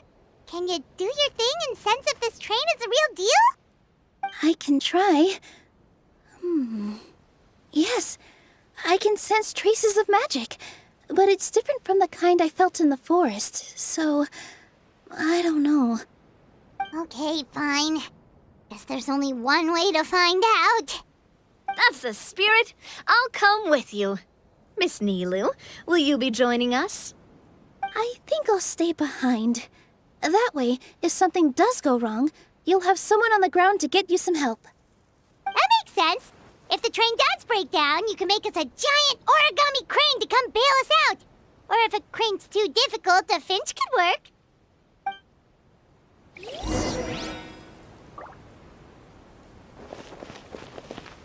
Best of luck! A finch, huh? I think I know how to fold one of those.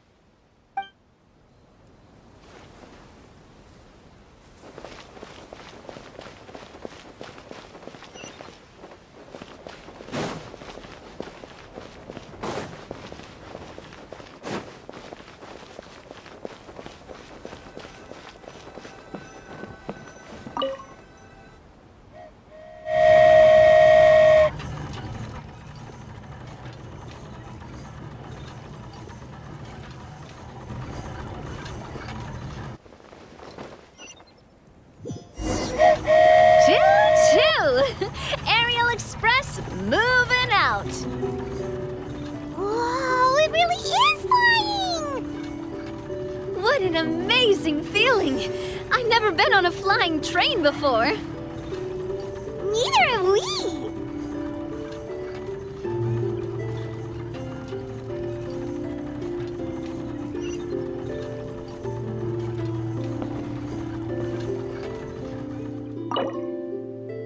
That should do it. On to the next location.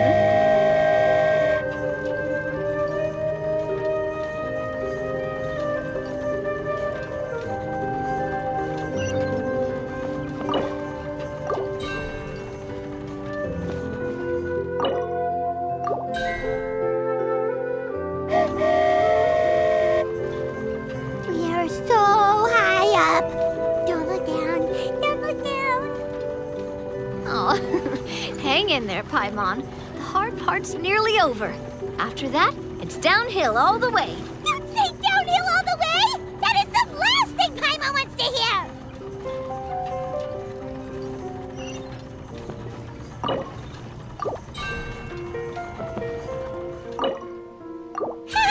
We're finally done! Okay, let's get back down while this train is still working!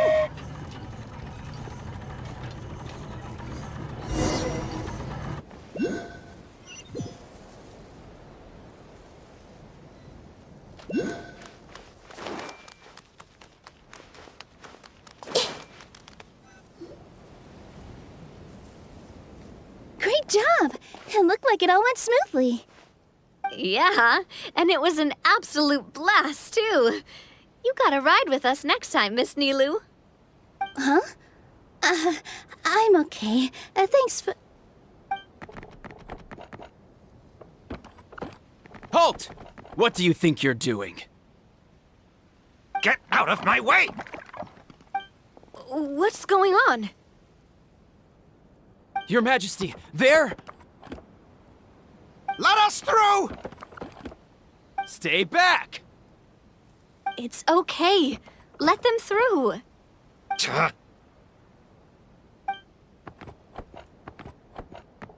Your Majesty, could we please ask you not to turn the gear that connects up to the sky? And why is that? As you have seen, the goddess's gift is very important to us. It keeps us from harm and protects our very lives. Some of us, we just aren't ready to lose that protection.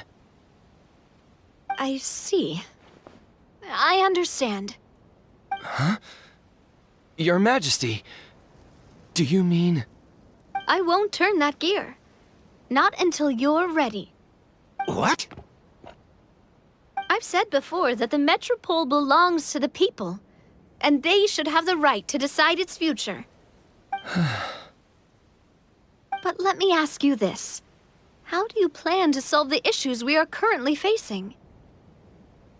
Well, we'll start by rescuing the people that have gotten stuck. And then we'll find a way to figure out the true cause of this crisis. And have you made any headway on that? The true cause, I mean. Unfortunately not. Hey, you little... I'm sorry, my friend, but it's the truth. You have friends and family that have been affected, don't you? That have gotten stuck? Duh. I understand your concerns. But if we let this drag on for much longer, the situation may well get worse. More and more people will be frozen by the goddess's magic. Yes, but if we turn that gear now, all the tracks in this city will disappear. I know this is a hard decision to make. But have you ever thought about why the goddess might have made things this way in the first place? Huh? Why do you think she might decide to take back her gift and stop revealing further prophecies about the future? Are you saying she has abandoned us? No. Quite the opposite, in fact. What do you mean? The goddess dearly loves this world and all the people of Simulanka. And because she loves you so much, she wants you to be able to choose your own path. Every parent hopes their child will have a happy and carefree life. But if they're overprotective, then all they'll manage to do is keep their child trapped. If a mother bird lets her baby ride on her wings for too long, her child will never learn how to fly. Perhaps the goddess of prophecy has always known that one day she'll have to let go. Children can only become independent if they're allowed to form their own opinions, make their own decisions, and deal with the consequences on their own. Only then will they be able to continue their journey alone, even after their parents are gone. But we've relied on the goddess's protection for so long. We don't know what it's like to go it alone. We don't know if we have what it takes. Are you kidding me? I think you've proven yourselves more than capable of that. What do you mean? You made a call in a time of crisis, and you've come all this way to talk to me. Even the guards couldn't stop you. That must have taken a lot of courage. But we only did it because we were scared. Why you set out on the journey doesn't matter. What matters is that you've proven you can choose your own path. My friend, I fear our king is right. It is time for us to face our fears. What? But we... We can't go on living like this. Living in fear. Look at what it's driven you to do. You threw away a star personally created by the goddess of prophecy herself. You once revered her more than any of us. And I think the king is right. she hasn't abandoned us. So, why don't we put our trust in her one more time? I don't care anymore. Do what you want. Aw, he laughed. I'm sorry about my friend. That's just how he is. Always had a terrible temper. Please accept my apology for his impudent behavior. Is it just me, or has he accepted the goddess's prophecy? I think so. Not that you'll ever hear him admit it out loud. Your Majesty, please turn the gear that connects up to the sky. So, you've made up your mind? About giving up the goddess's gift? Yes, I've made up my mind. But maybe losing the gift isn't what this is about anymore. Because we've gained something too. You have given us courage. Well said. I am proud of your decision. Now, gather around, everyone, and join me as we make the night sky of this wonderful city turn once more.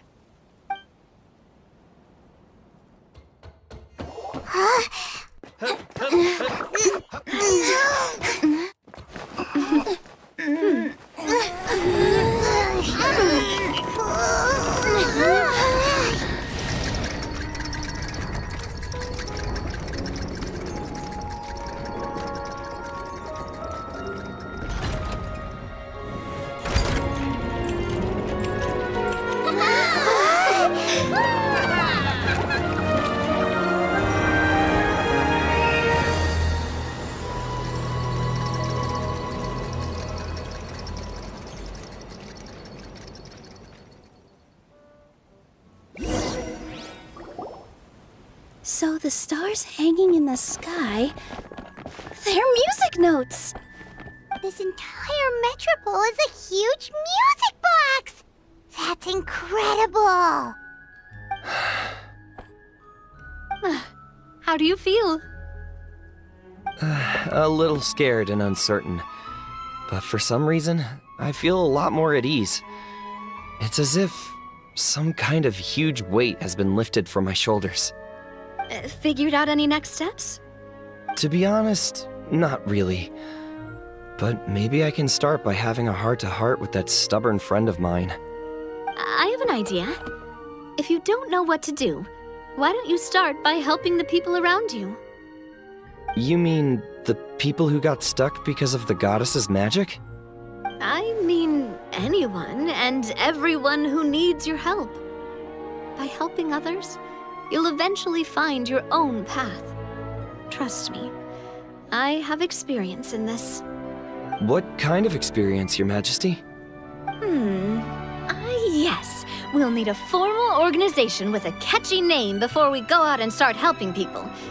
Why don't we call it the Spina di Rosula? Spina di Rosula? Ooh, or even the Spina di Rosula di Simulanka.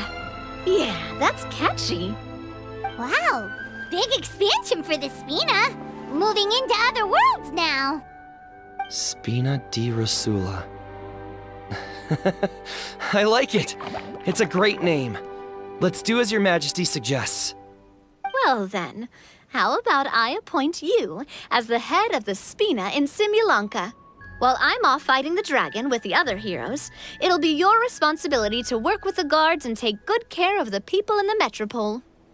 What? You're planning on fighting the dragon? But no, Your Majesty, you must reconsider! He's right. Your Majesty, you can't. How are you two on the same side all of a sudden? Perhaps Your Majesty is unaware of this. The great dragon suddenly broke out from the Titanium mines one day and tore the end of the world to pieces. After that, it spat out a strange fog that surrounded a whole island. No one knows what lies beyond the fog, and no one knows what has become of that poor island. Before Your Majesty arrived, we dispatched many soldiers to fight the dragon, but none came back alive. Yikes. Sounds worse than we thought. Isn't that all the more reason for us to go? there could still be guards trapped there, waiting for someone to rescue them. King Navia is right. We cannot simply stand by and watch as the people of this world suffer. Very well. Though I have not served by your side for very long, Your Majesty. 2 days is enough for me to have learned that once your mind is set, any attempts to change it are futile. You're a pretty good judge of character. He probably didn't mean that as a compliment. Since you're serious about this, I won't try and stop you. There's only one way to reach the end of the world, and that's by taking the Maritime Express. Oh, right! So there's a line going there too? Yes, it was originally built to serve the workers commuting to the Titanium mines, but it has been abandoned since the dragon attack. I'll tell the conductor to wait for you at the platform by the side gate to the Metropole first thing tomorrow morning. You're embarking on an extremely dangerous adventure. Please be careful, Your Majesty and friends. Oh, thank you for your concern. While I'm gone, I leave the Metropole in your capable hands. Yes, Your Majesty! Just call me boss from now on. That's what everyone in the Spina calls me, and it's what I'm used to.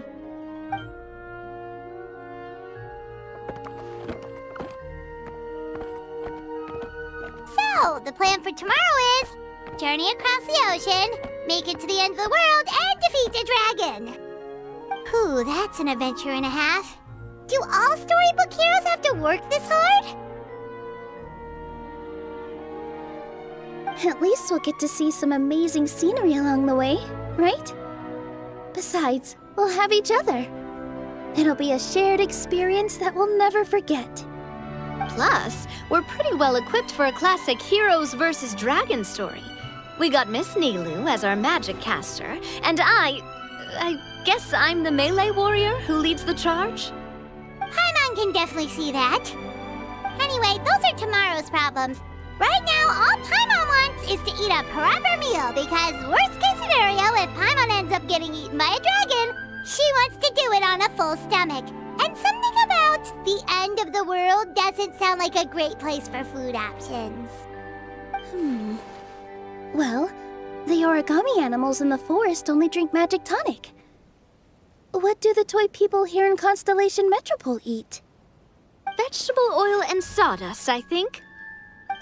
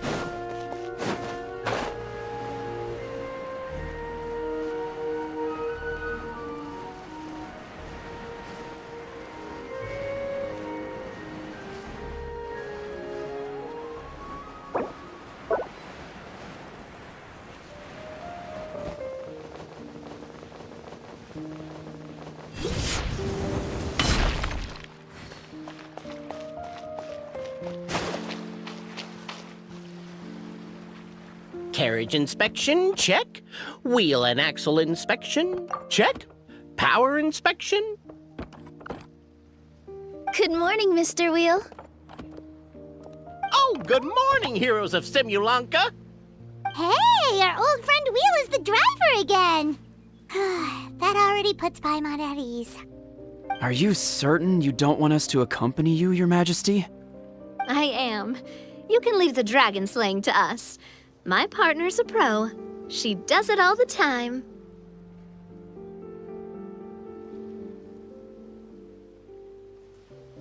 What remarkable friends Her Majesty has.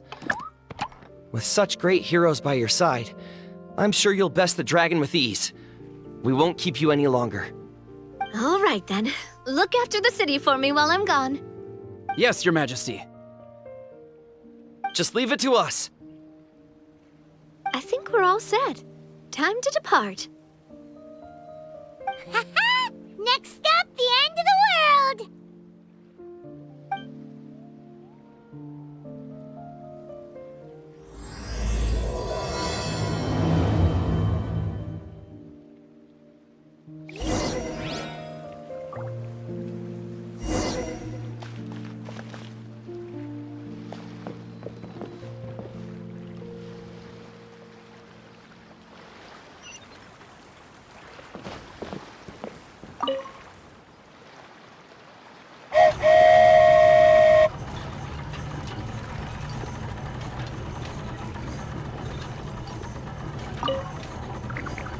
Something you wish to report?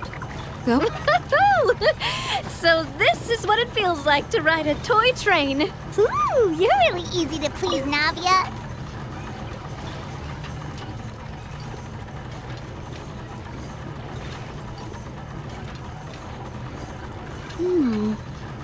Looks like the fog ahead is getting thicker.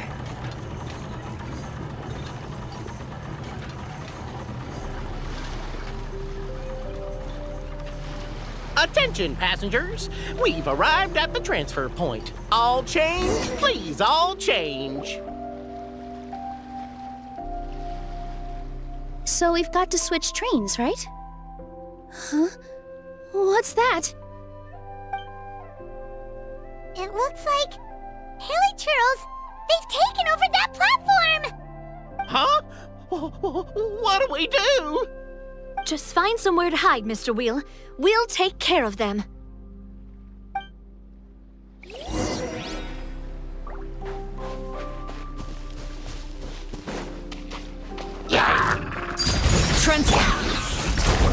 Stars, shine for me! Let the magic begin!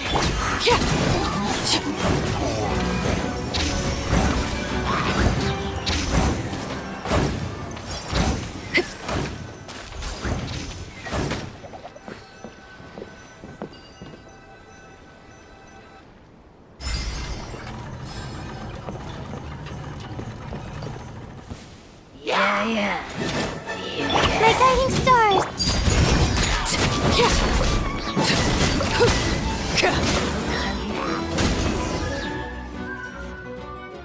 Whew. That's all of them.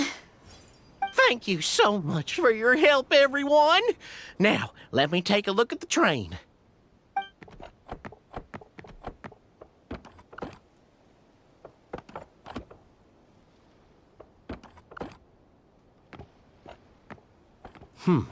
The carriage is a little scratched up, but there doesn't seem to be any real damage. And the engine's still operating normally, so I think we're good to go. Wonderful. Let's keep going then.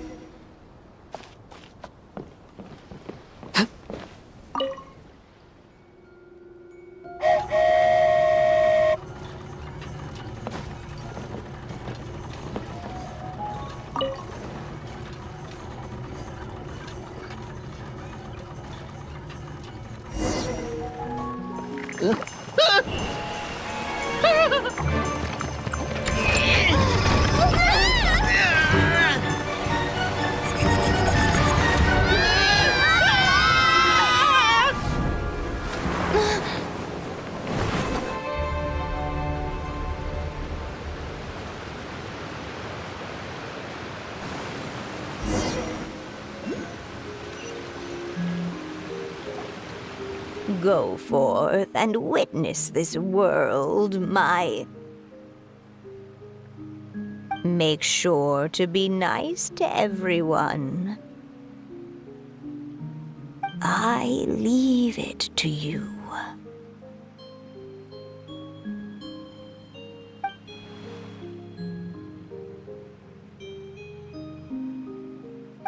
Are you okay, Miss Nilu? I'm fine, but I think the traveler is still unconscious. We're lucky this guy caught us on the way down. Passed out from a little fall, did ya? How fragile. Oh, cut her some slack. The travelers had a rough few days. We should just let her nap for a bit. But my leg's falling asleep. You couldn't have set her down on the grass over there, Hat Guy? Ha! I go out of my way to save 4 people who fall out of the sky, and now you're nitpicking my choice of soft landing? That's the most ridiculous thing I've ever heard.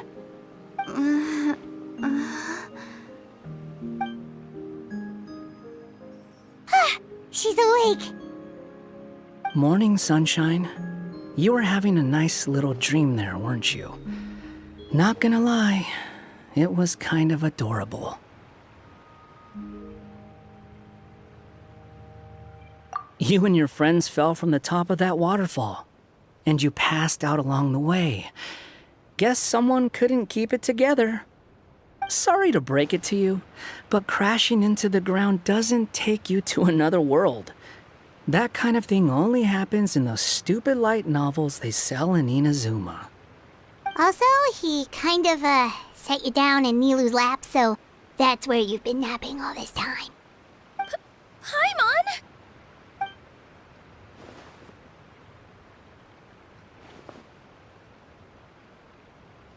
Oh, no. It's all right. I'm just glad you're okay. You didn't hit your head, did you? Is the dizziness gone?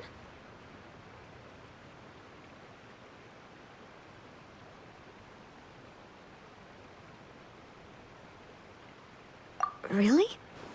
What did they say?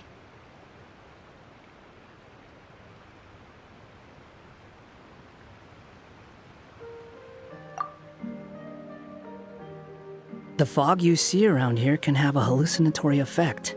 Apparently, it's the work of that dragon. Maybe you inhaled some while you were freaking out on your way down. Traveler, Nilu, do you know this hat guy person? Oh yeah, he's a student at the academia. We met during the last Inter-Darshan Championship. He was representing the Vahumana Darshan.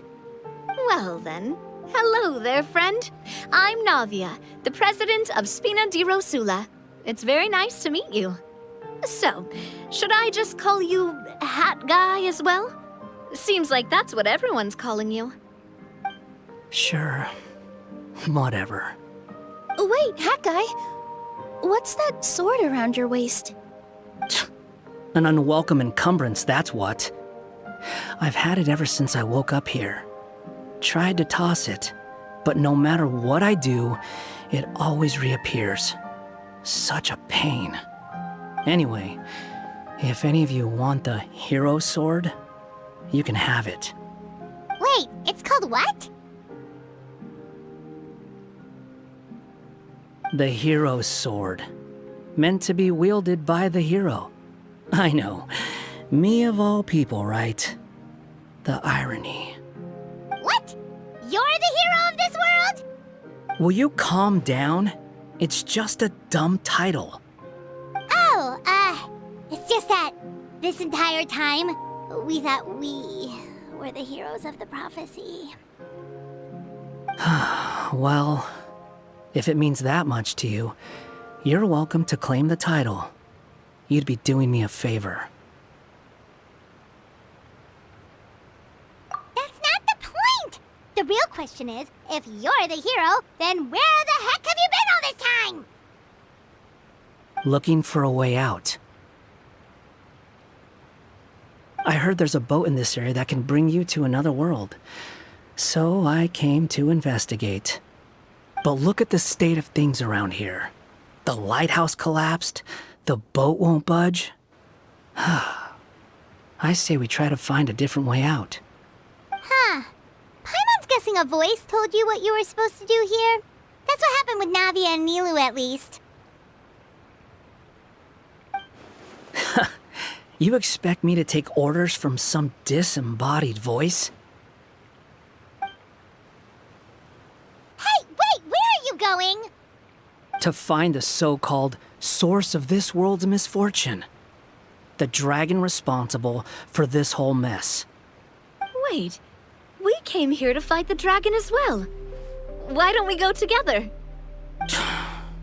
Grab that dragon scale over there before you leave. It'll come in handy later. A dragon scale? Where?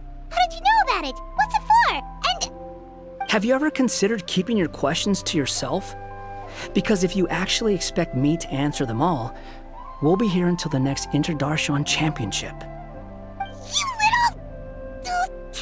Paimon thought you might have learned some manners by now, but clearly not!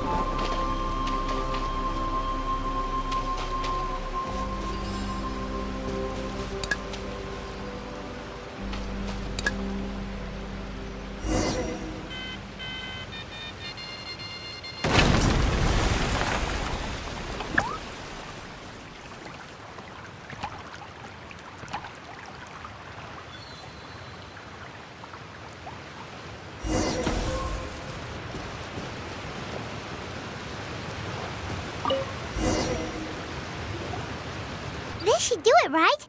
Wow, this scale is amazing! It turns everything it touches into something hard, almost like a toy block!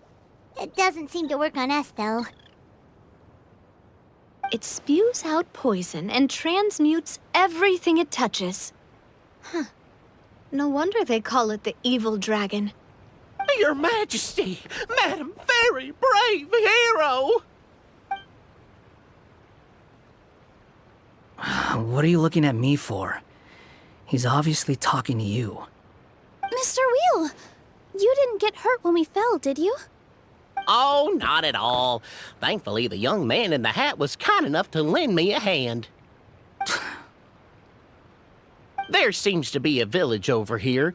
Some of the residents used to work in the titanium mines, and some came to fight the dragon, then got stuck here. I see. I'm glad they're all safe and sound. I can try to use my magic to fold a boat to bring everyone back. Oh, I'll help too. Still, I think we need to take care of the dragon first. We don't want it to start causing trouble when we're trying to load people onto the ship. Apparently, the villagers often see the dragon fly into a space behind the waterfall. They think that's the location of its lair. Then we should look around and try to find a way in.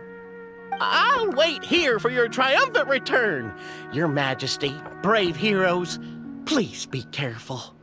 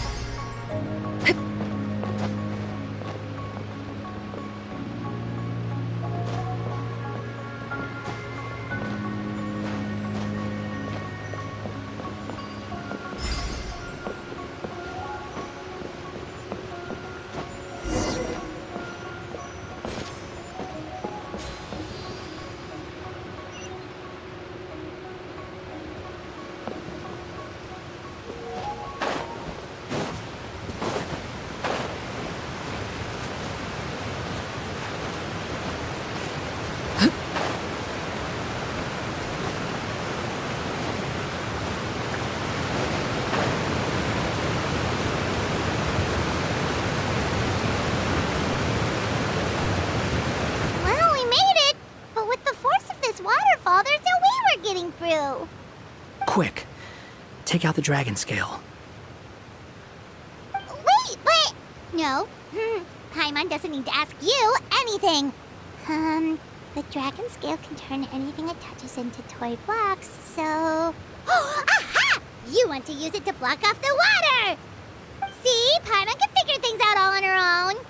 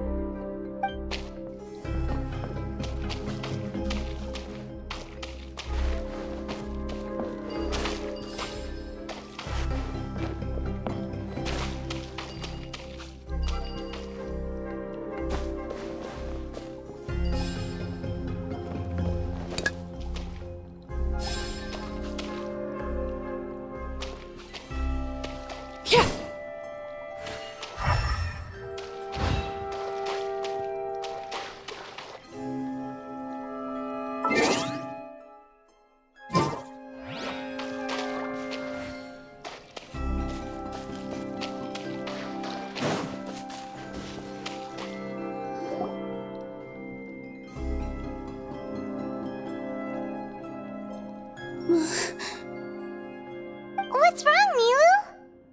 Oh, nothing. It's just... I sensed a very powerful magical signature just now. Huh. Guess this is the dragon's lair after all. Huh? When did you put your hat on? Well, we're getting ready to fight, aren't we? I feel more comfortable in my regular outfit. Hat Guy also put away that sword around his waist. Should have never had to use this thing to begin with. Do you need to do anything to prepare, Traveler? Paimon's getting kind of nervous seeing everyone else serious like this.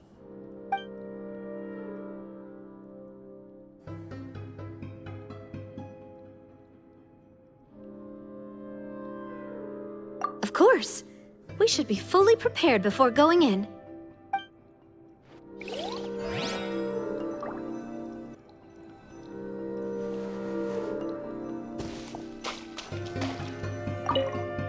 Well, how long are you gonna keep us waiting?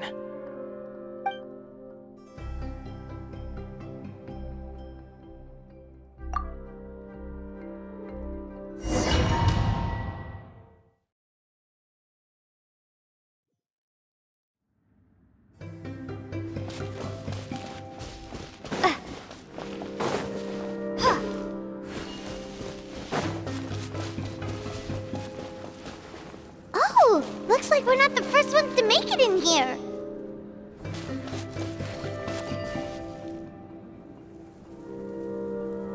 Wait, hold on! Let's fight the dragon together! They're already gone! Let's try to catch up!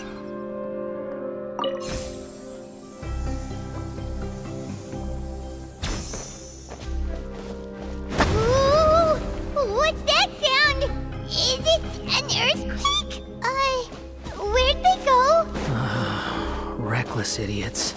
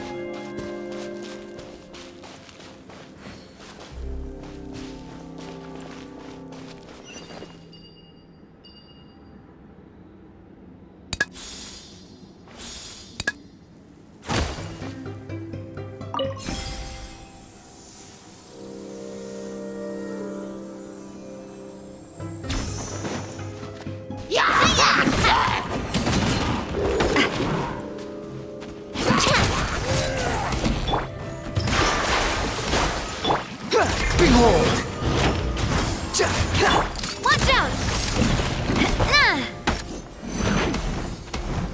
Oh!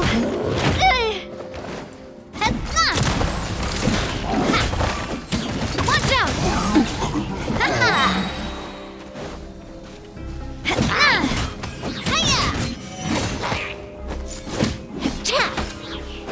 Coming at ya!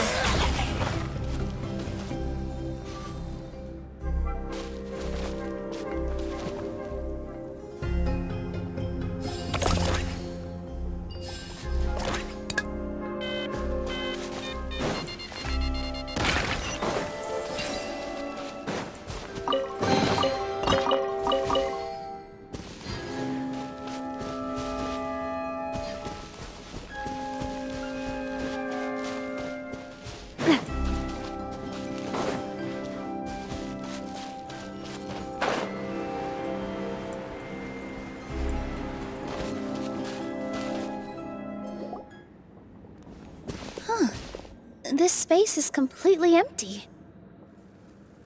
Paimon bets this is where the dragon sleeps.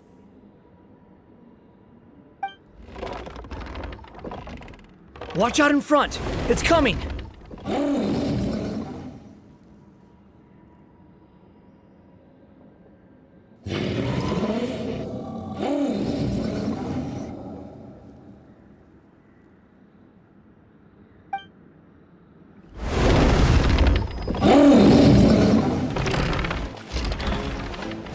Whoa, that dragon is huge!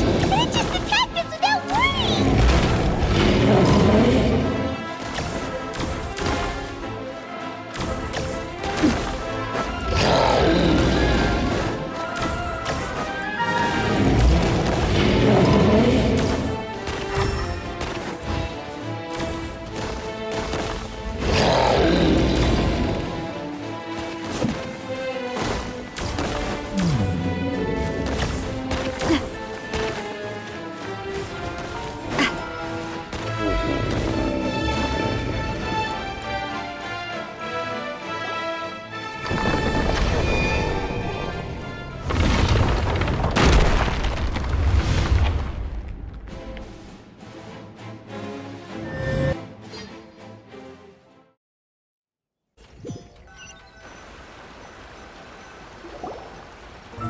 Look, he's here.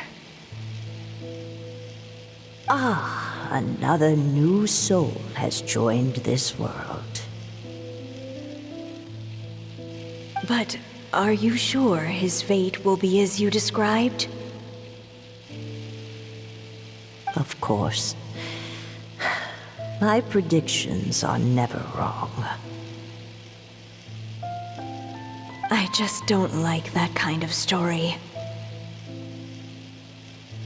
Then you need only do as you said, and let him find his own story within your fairy tale. You're right. Then listen closely, my child. Your name is...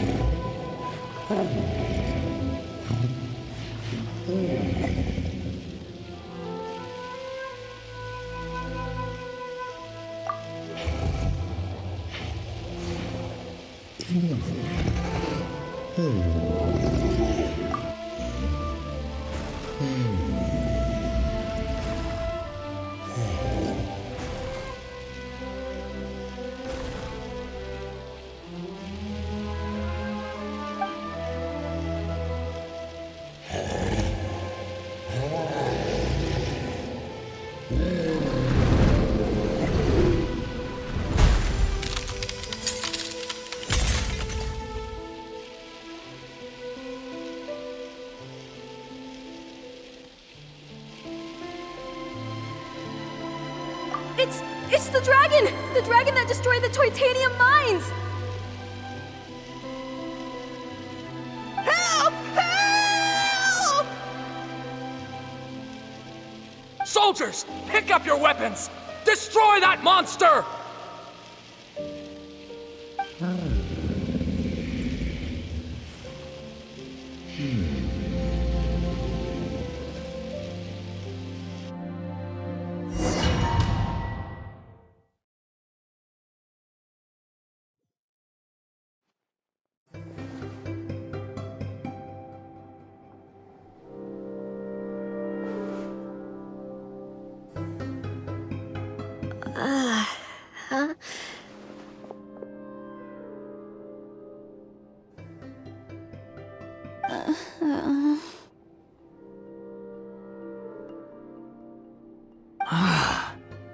How many times am I going to have to save you? Thank you, Hat Guy. Paimon still feels dizzy. Hey, did any of you also see something strange? It was like we were witnessing...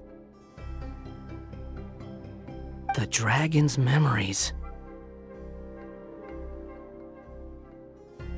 Sounds like we all saw the same thing just now.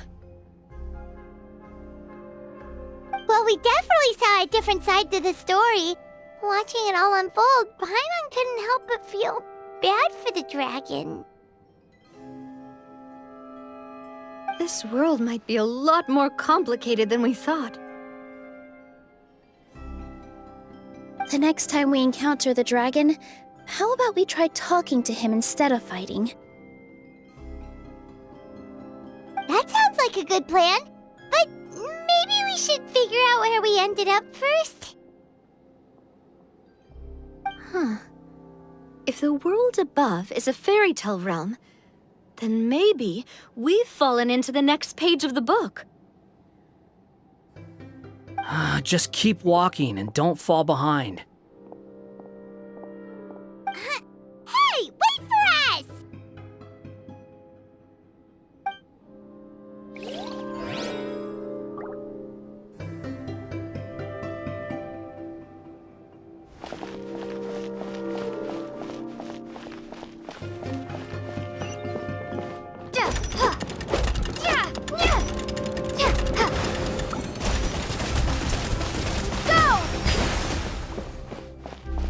Wow, this place looks a lot different from the dragon lair.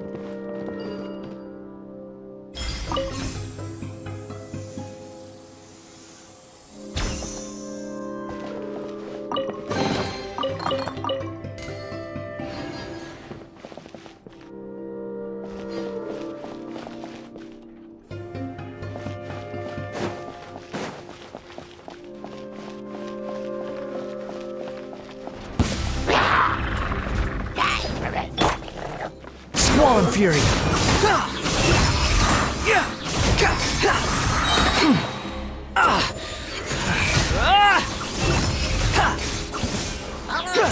Cry louder! Proper send-off! From the Stina with love, with all my strength!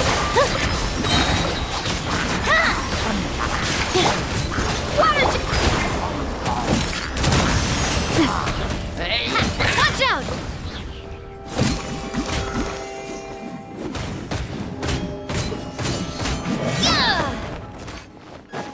Coming at ya! Hiya!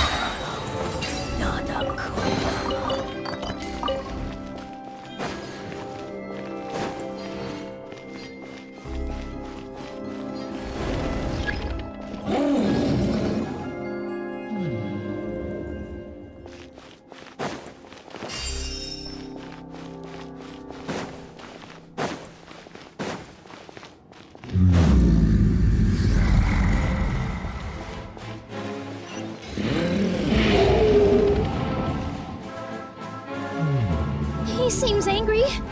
We just want to talk to you.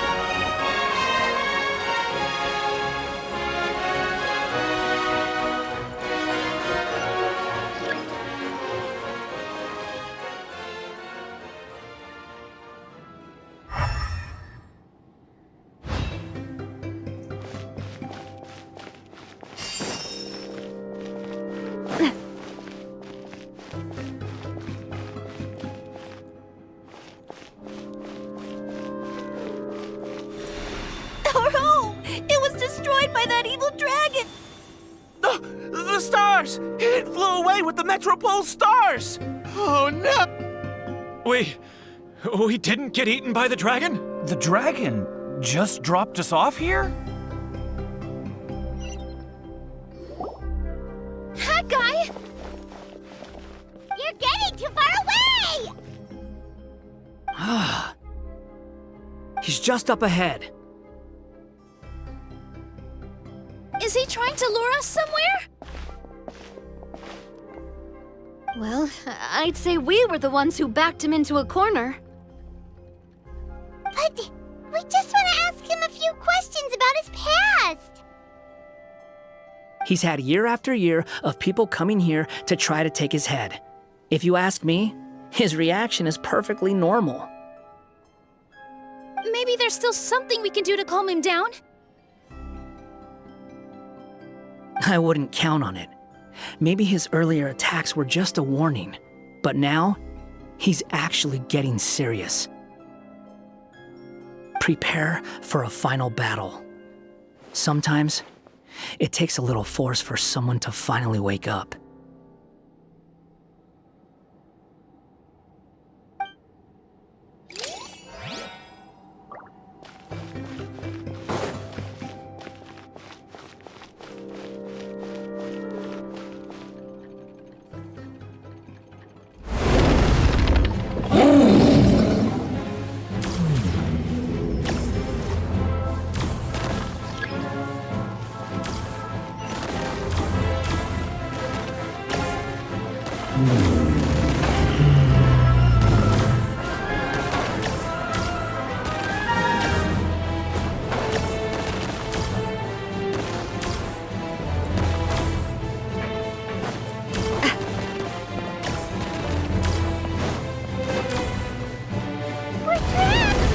Stubborn beast. You really want to get beat up that bad?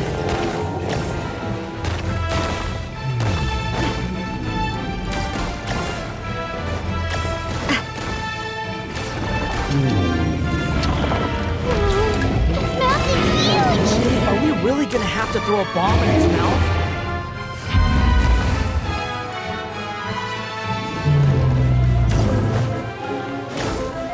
Watch out! If you fall, you're on your own this time.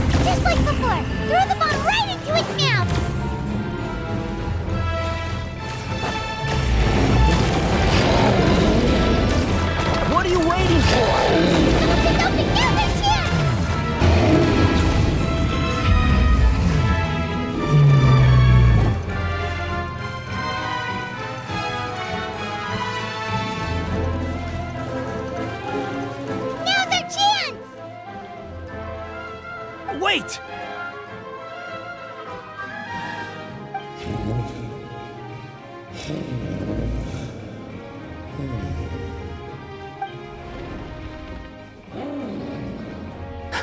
Huh?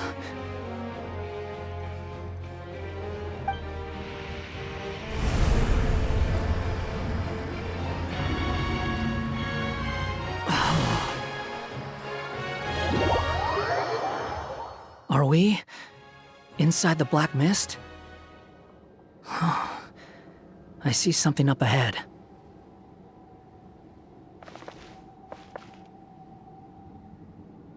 Are you sure you want to create this child, Em? Even after what I told you about his fate?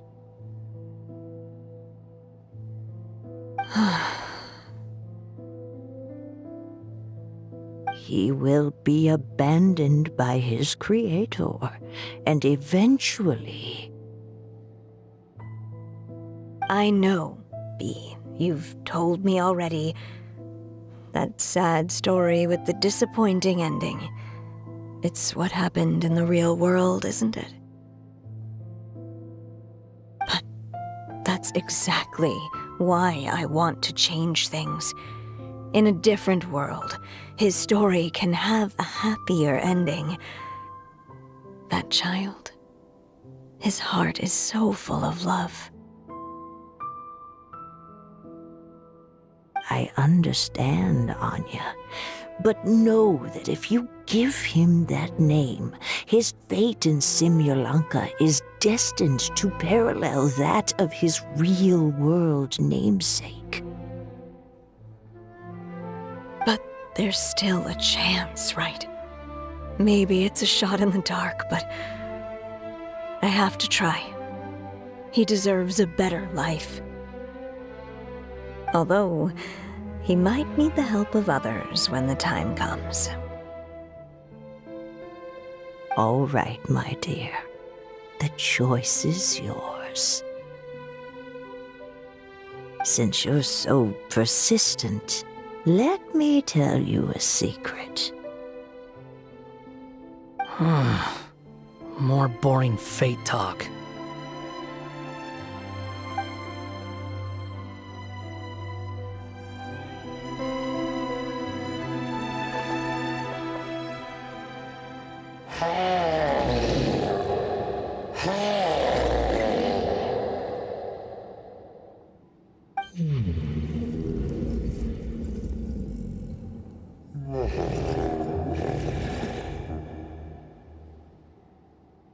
I'm sorry, my child.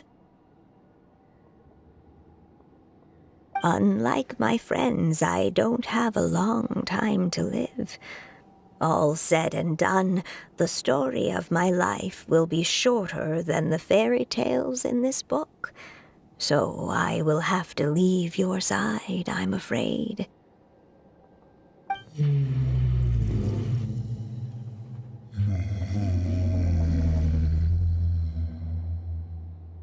It's okay. It's okay. Once I'm gone, I will become a star in Simulanka and watch over you from above. If you ever feel lonely, just look up towards the sky.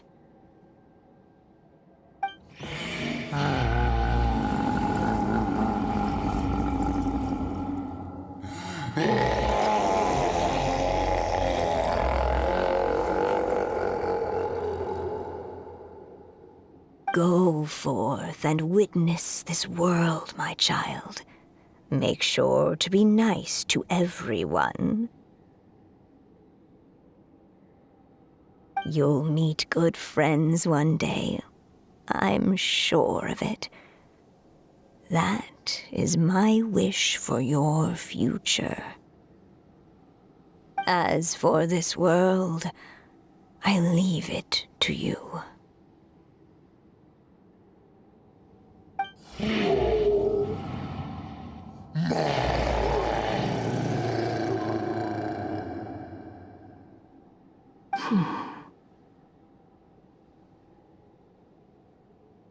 So in the end, you were betrayed too.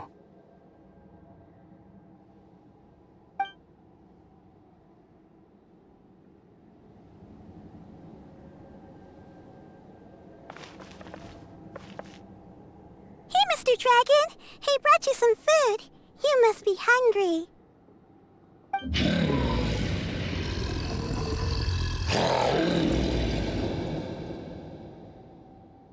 Shh! Quiet! We can't let anyone hear us. Everyone says you're a bad dragon, but you're always nice to me when we play together. You always help me pick flowers way up high that I can't reach.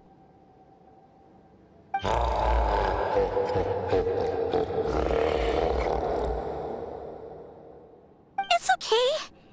Just keep hiding here, and tomorrow I'll... Oh no, my child! Help! Somebody help me! Save my child! The dragon's trying to kidnap her! No, Mom! It's not like that! Listen to me!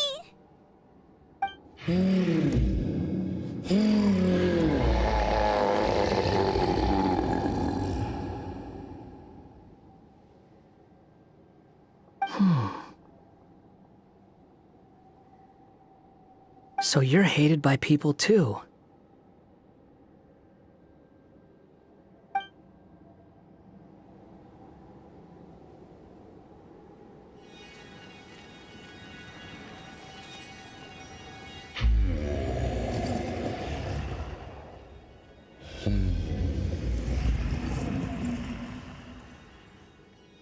So that's it. That's really your wish? To never have been born at all? That's not a fate you should wish for.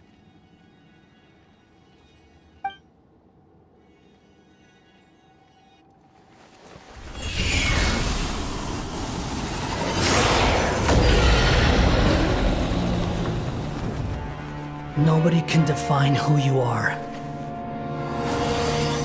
or deny the true feelings of your heart. Now remember your name.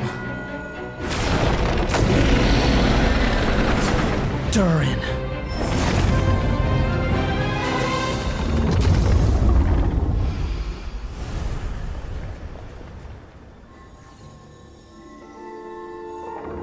It's all right now.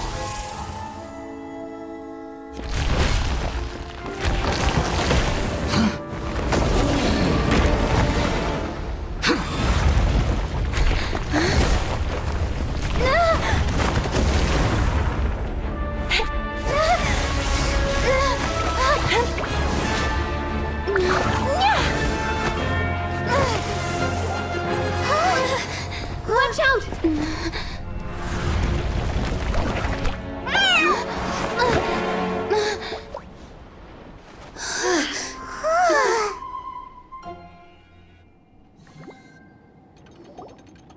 That was a close call.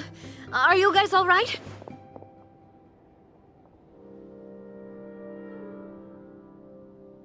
Back in Constellation Metropole, I heard people saying you'd gone to fight the dragon, so I followed you here. Right when I managed to catch up, I saw you fall through that hole. Wait, didn't someone else fall through just now? Shouldn't we do something? Oh yeah, Hat Guy. Well, he can fly, so he'll probably be fine. He called the dragon something earlier. It sounded like he said... Durin.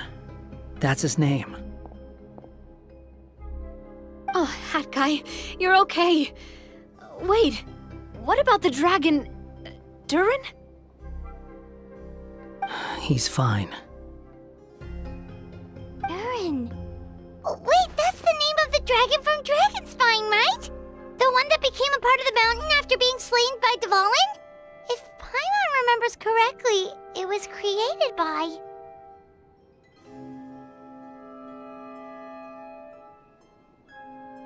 Right! It was created by Rhine Daughter! Created, you say? Huh. So, what exactly happened happened down there? You've been acting weird ever since the end of the fight.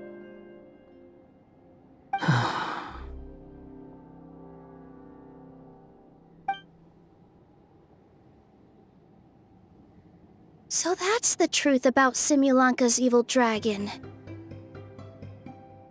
What we saw in the mist weren't hallucinations, but the dragon's memories.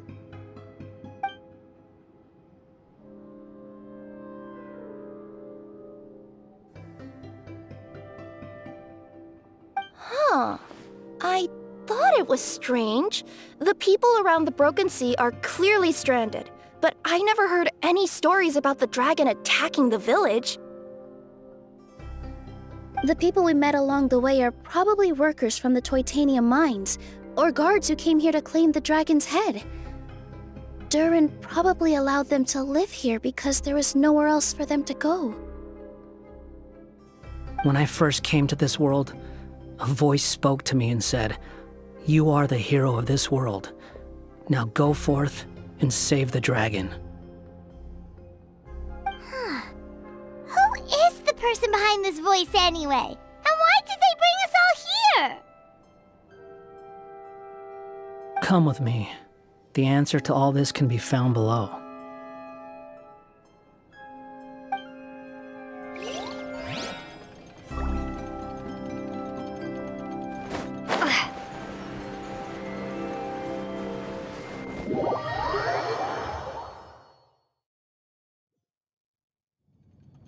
Is this a study? That's right. It belongs to the Goddess of Fate. Goddess of Fate? As in one of the 3 goddesses who created Simulanka? Or more precisely, M, one of the mages of the Hexenzirkel. Hexenzirkel? As in... Sorry, Paimon shouldn't just regurgitate everything you say. It's just... It's a lot to take in. She created the story of Durin. Well, the Simulanka version at least. These records should cover most of what you want to know, including the identities of the other 2 goddesses. Read them for yourselves.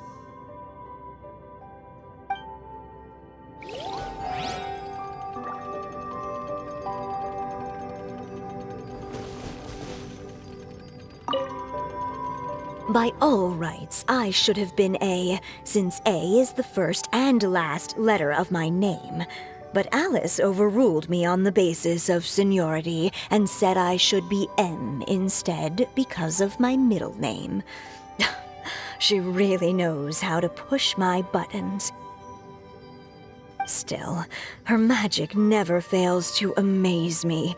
I still can't believe she got one of my origami frogs to start talking. Why don't I write a story with origami animals as the main characters? Let's see. Once upon a time, in a magical forest, there lived a group of animals made of paper. Barbie loves looking into the future, so she used her powers to map out the fates of all living things in Simulanka. But knowing the ending in advance takes all the fun out of the story. I think I'll make a bet with her. I believe that one day the people of Simulanka will decide to carve their own destiny. Apparently, she wants to build a statue of herself in the capital city. Always looking to add some pizzazz.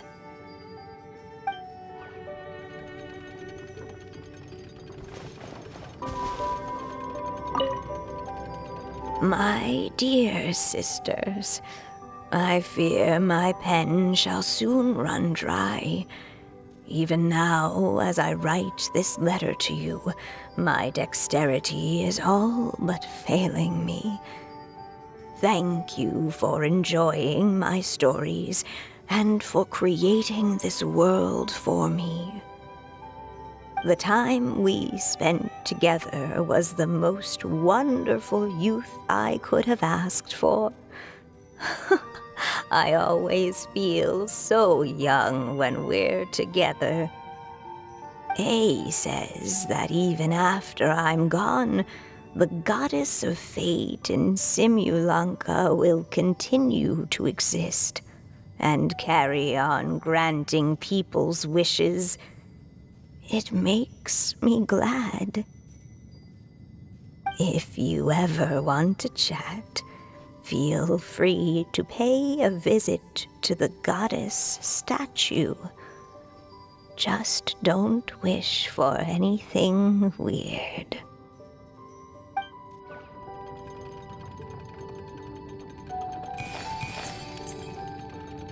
It's Simulanka Durin. And he's looking up at something. A star.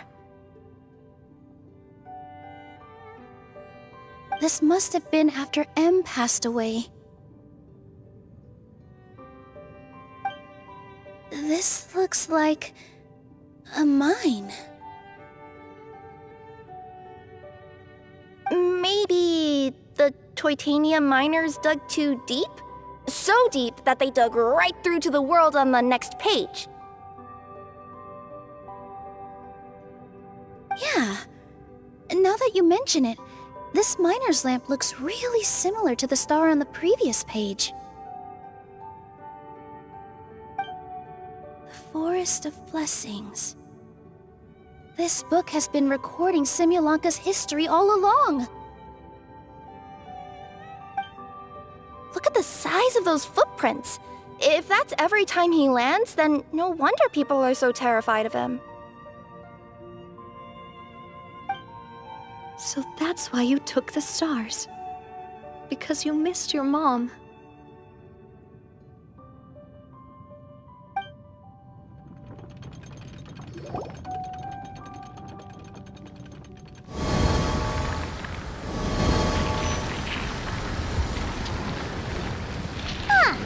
That statue looks different from the one in the Metropole. It's a different goddess. This one is the goddess of fate.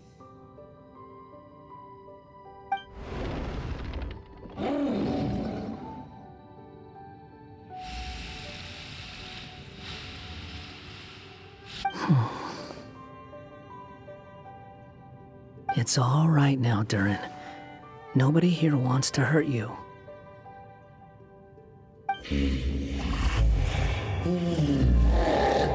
Don't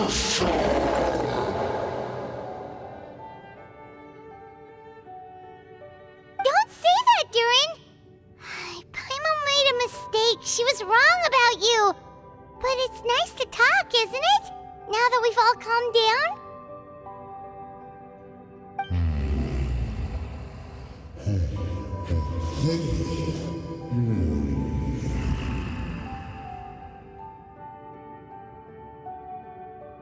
So that's why you made that wish? So stupid.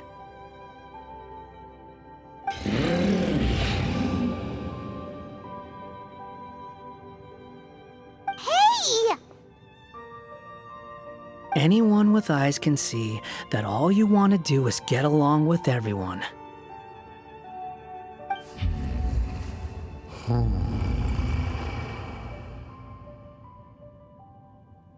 You just want to make friends, people to play with, to talk to, people who accept you, or at least accept your apology.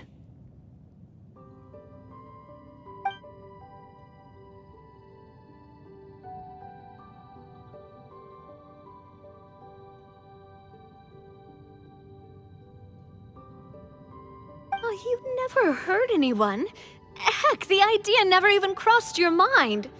Sure, you scared a bunch of people half to death, but that's only because they had no idea what kind of dragon you really are. Yeah. If you had a heart-to-heart with them, I'm sure they'd come to understand you and see your point of view.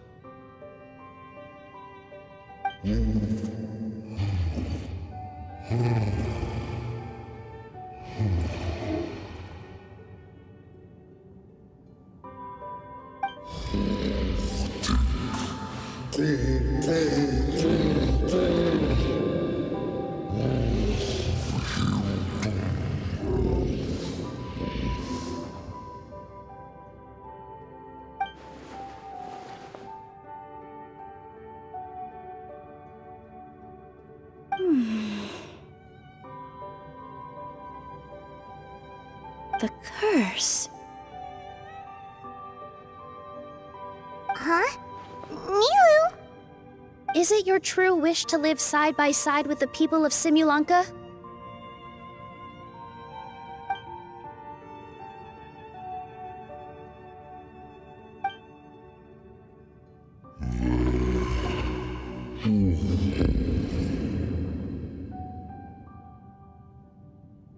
Then close your eyes and make a wish to the Goddess of Fate. We will help make your wish come true.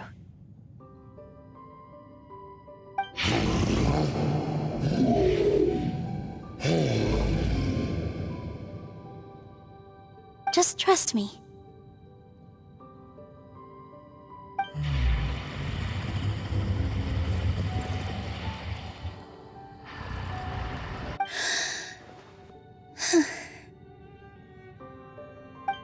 I, Nilu, the Forest Fairy, give to you my blessing and welcome you as a dweller of the forest.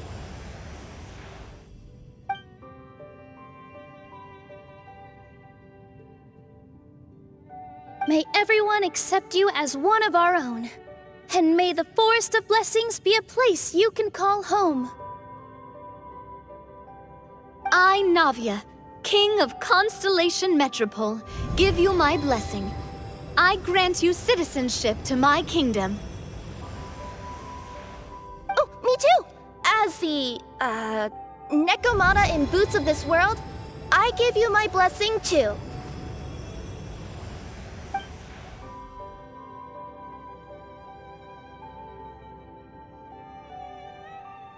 Wait, what's going on?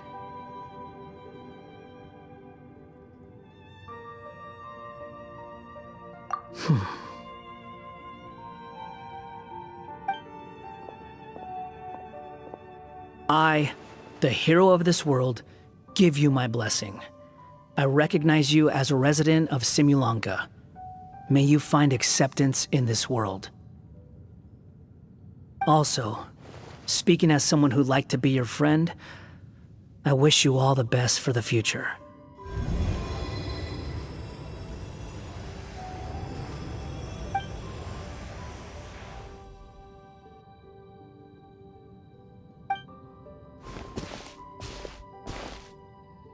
I, a traveler who has traversed many worlds, give to you my blessing. May you find friendship and goodwill no matter where you go.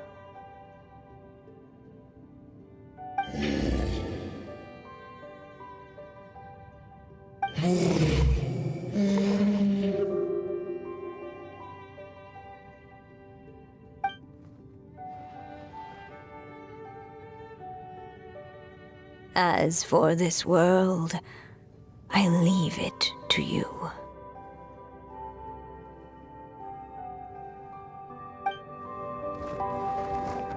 Huh?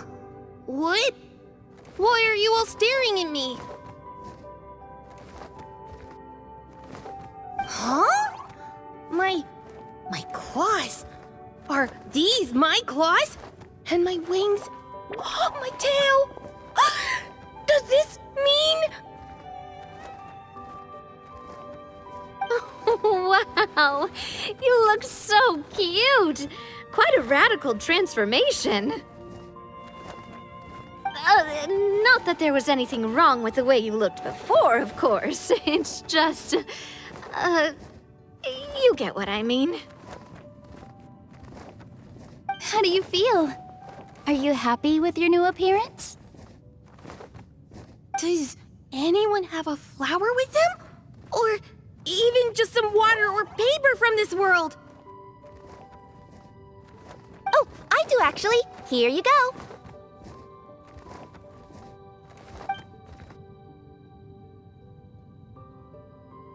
They're not changing. I can touch things without changing them. Hey, that's great! One more flying friend for Paimon! Now the residents of Simulanka won't be scared of you anymore. But what about all the things that I did before? That's simple.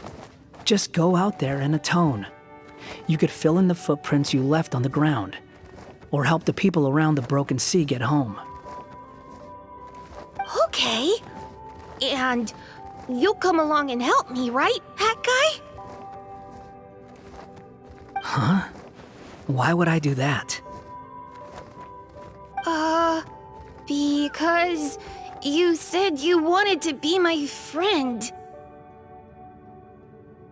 You little... Gah. Well, maybe I spoke too soon. Huh? But I thought...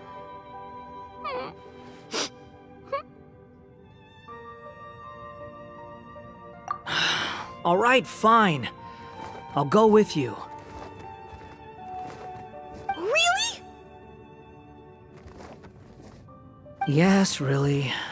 Lying to you would be no fun anyway. Oh, thank you! You're the first friend to call me by my name!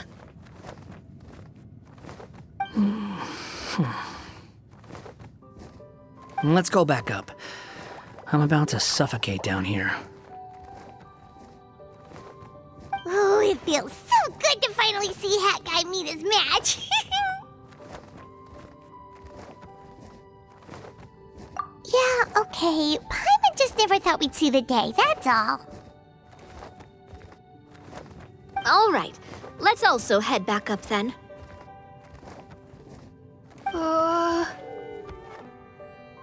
Don't be scared, Durin. We'll be right by your side. Thank you for your blessings, everyone! Oh, this is the happiest day I've had in a really long time!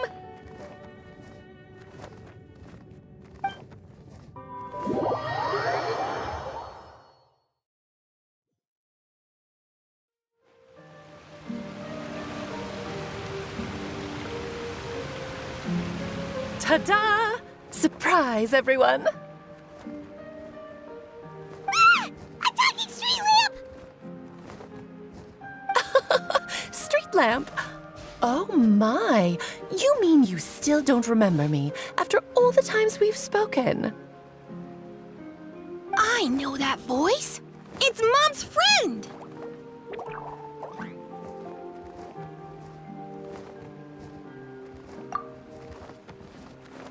Hello there, traveler and friends. And Durin, it's good to see you. You've changed quite a lot. In fact, you look so different that perhaps I should call you Mini Durin.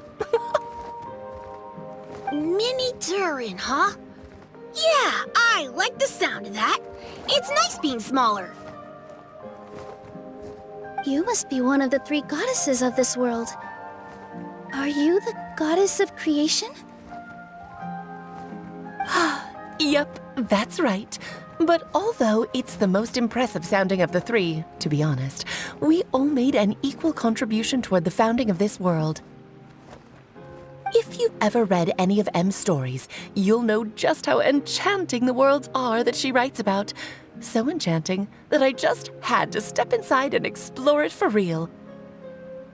So I got B involved, and with M's consent, created the world of Simulanka. Whoa! You're getting a little ahead of yourself. First things first, would you mind explaining what you're doing here? In fact, no! What are we even doing here? Don't worry, all will be revealed. After everything you accomplished on your journey, you're free to ask me anything you want. Let's start with your first question then. I'm here because I sensed a great magic power emanating from the book just now, and I couldn't resist the urge to peek inside and check it out. That must have been when we all gave Mini Durin our blessings, right? Yes, exactly. In the world of fairy tales, words and emotions often carry far more power than any spell. It's all thanks to your magic that Mini Durin was able to take this form. Come say hi to me, little one. Oh, look at you. You're as cute as a button. So, what about us? Was it always part of the plan that we'd come here? Plan isn't the word I'd use. If you ask me, I'd say fate works in mysterious ways. When Durin of Simulanka made his wish to the goddess of fate, it just so happened that in a world far away, all of you wonderful people were holding a copy of M's fairy tale at that exact moment. And because of your noble and kind souls, you were selected by the goddess of fate to come and save this world. Now that you mention it, that's what I was doing when I was transported here. I was reading a fairy tale to some children in the Fleuve Cendra. I think I just, happened upon an old book and decided to use it as my pillow during a nap in a box. Wow, what a crazy coincidence. Wait, that's not right. How come everyone else got assigned a role except us? 'Cause we were also... Yeah, that was it. We just received a strange book and we had no idea who sent it. Then, the moment we opened it up to start reading it, we found ourselves here. You're the one who sent it to us, aren't you? Oh, is that what happened?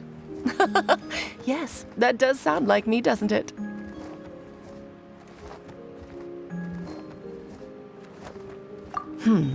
Good question. Why indeed? Maybe I thought this was such a good story it simply had to be read by someone. As the traveler and witness of many worlds, how could I let such a beautiful place pass you by? I can sense that your blessing for Mini Durin was a very special one. With this blessing from beyond the story, he might even be able to explore worlds outside of this one. Teyvat, you mean? That's right. In fact, back when we were first creating Simulanka, Em told us that she hoped the people of this world would one day be able to explore the wider world beyond. Every story has an ending, but if the story becomes reality, it should have the right to choose its own path. So, in other words, the predestined lives these people lead were always going to disappear one way or another. Wait, so even if the people here get to go to other worlds, surely there's gotta be a way we can leave too, right? Don't you realize you've been able to leave all along? Huh? You can either take the boat at the Broken Sea or touch the giant bookmark at the Cliff of Prophecy. All you need to do if you want to leave is focus on the place you want to go.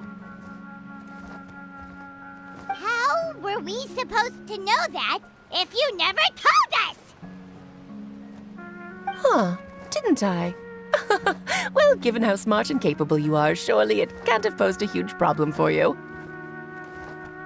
As for your other friends who were summoned here, if I had to guess, I'd say the Goddess of Fate probably didn't tell them about it because she wanted them to get engrossed in the story.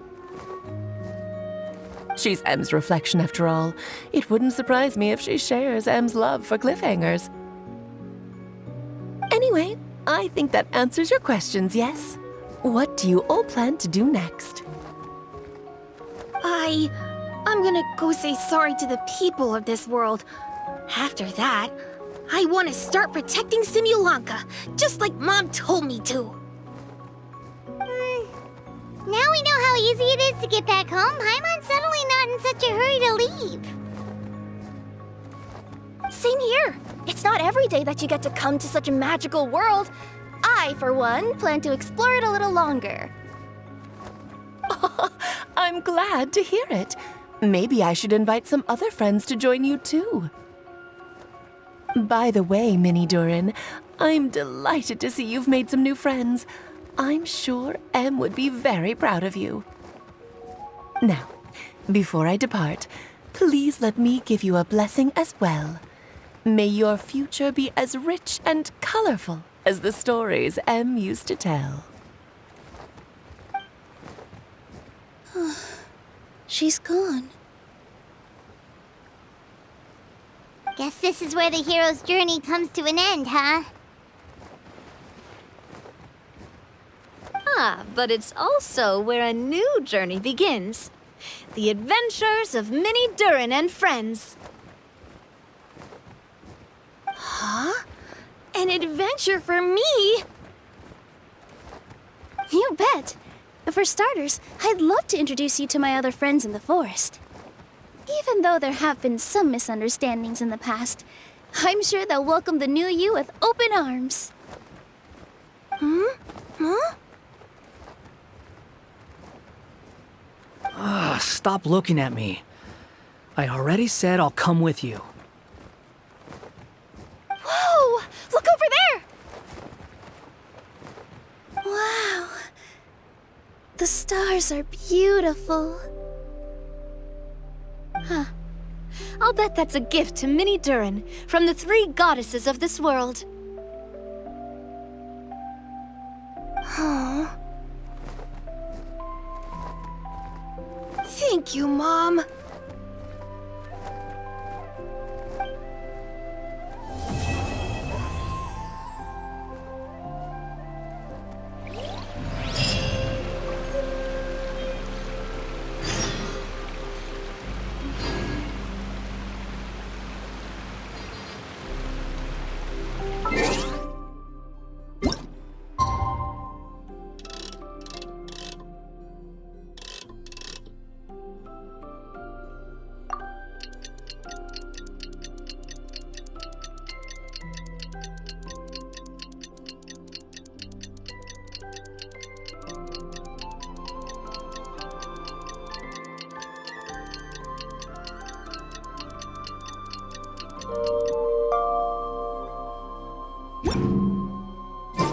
Something you wish to... It's been a while since our last adventure.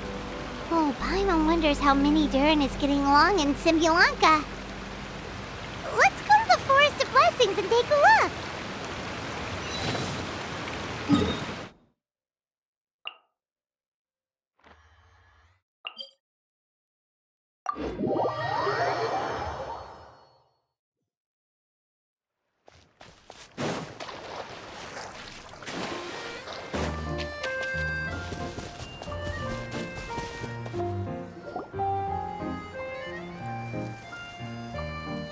Here's your 2 magic tonics. Why, thank you, young lady. And might I add that you're looking quite lovely today.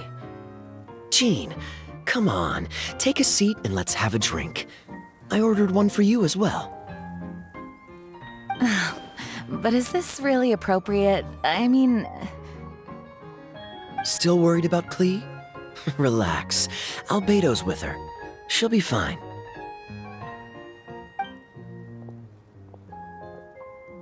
Kaya and Master Jean! What are you 2 doing here? Oh, look who it is. The Traveler and Paimon. You must be the pleasant surprise that Miss Alice told us about. Greetings to you both. This is one place I didn't expect to run into you two.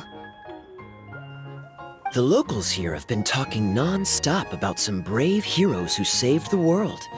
Let me guess. You two have been up to your old tricks. Well, not just us. We only played a small part.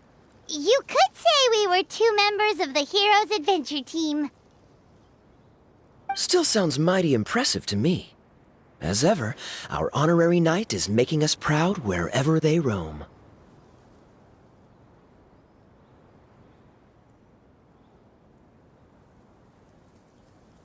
That's right. We received a letter of invitation from Miss Alice, proposing that we take Klee for a vacation in Fairyland when work dies down. I wasn't sure what she meant by Fairyland at first, but if my eyes are not deceiving me, she was being quite literal. Klee ran off excitedly as soon as we arrived.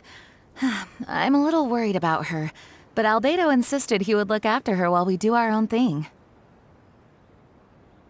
We could hardly say no to such a considerate offer, so I took it upon myself to bring Jean to the nearest tavern we could find. Any excuse for a drink, huh?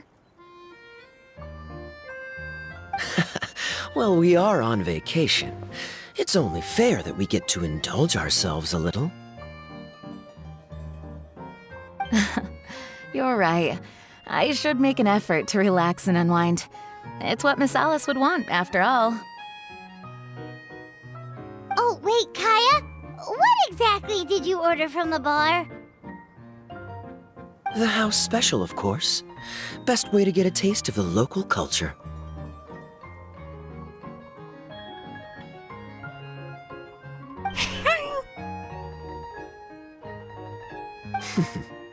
Why are you making that face, Paimon?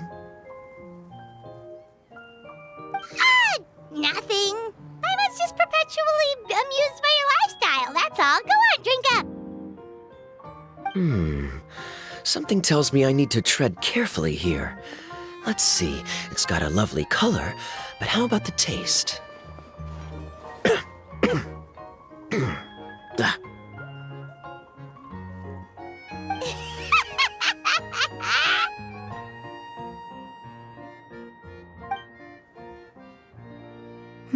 I think maybe I'll pass. But it's such a shame to waste it. All right, Paimon. Well played.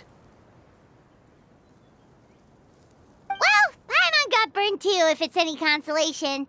It's nothing personal.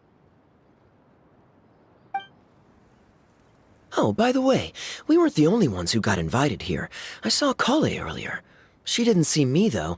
She was making a beeline for that big tree. The Kingdom of Breezes and Bells, you mean? Oh, this is turning into a huge reunion! Maybe we should go say hi to her! All right. Well, give her my regards.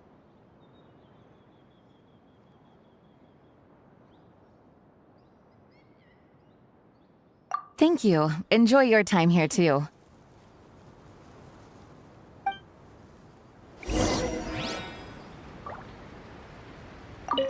So the magic tonic here is just writing ink? What a weird and wonderful world. Ah, Miss Citrus, do you happen to serve any beverages here that don't contain magic tonic? Of course we do. What flavor would you like? Sunsetia. Jean, you want in?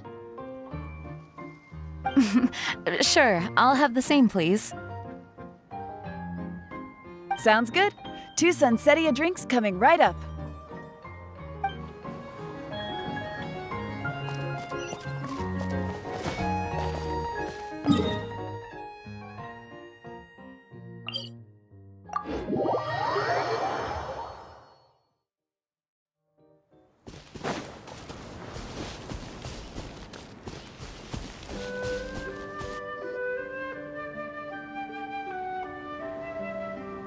The structure of the tree houses here is nothing short of amazing. I have to write it down so I can tell Master Tighnari all about it later. Hey, Kale! You scared me. Traveler and Paimon, you got invited here too? Yep. Well, they sort of skipped the invitation part, but anyway, what you doing out here? Something caught your eye? Oh, yeah. I'm trying to observe and summarize the structures of the trees here, and also the animals that live here. Well, the residents, I guess? I still can't get over the fact that they're all someone's origami handiwork.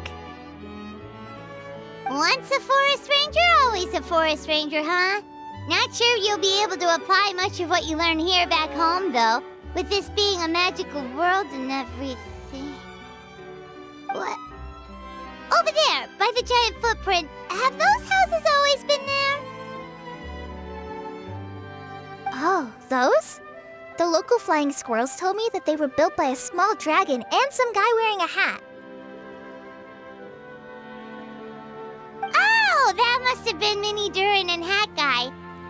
Any idea where they went? Supposedly, after building the houses, they went to somewhere called, Constellation Metropole? Did I say that right? Yep, you got it. Oh, also, when the locals mentioned the dragon, did they seem at all, did they say how they felt about him at all?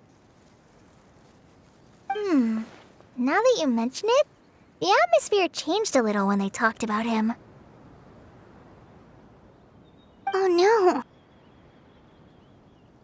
They mentioned some stuff along the lines of past misunderstandings and welcoming new members.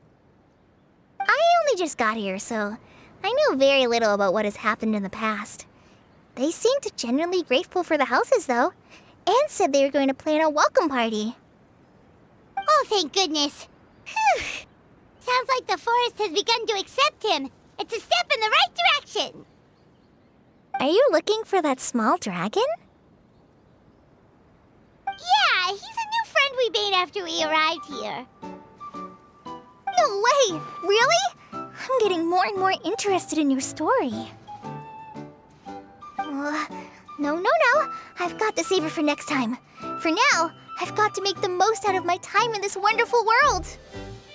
Oh, there's no rush. Just take it slow and enjoy yourself. Like Kaya. Oh, he sends his regards, by the way. Oh, Mr. Kaya is here too? Then I've got to go say hi to him. Well, right now he's at the tavern and he probably won't be leaving until he's drunk. Not that he'll ever reach that point because his alcohol tolerance is so high. Basically, it's Kaya. You know where to find him. You make a good point, Paimon. Then I'll focus on exploring for now and go catch up with him later. Shall we go pay a visit to the Metropole, Traveler? Maybe Minnie, Durin, and Hatkai are still there. Oh, right. By the way, something pretty interesting has been happening in Sumeru recently. Master Chanari has been working really hard on it, so if you have time, definitely go and check it out. Sounds good. We'll find some time in our schedule.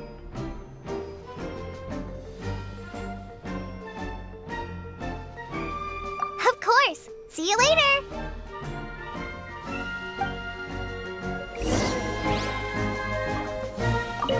The origami squirrels rely on wind currents to lift their agile bodies and easily move between the trees. This has created a truly unique ecosystem. Oh no! I'm running out of pages on my notebook.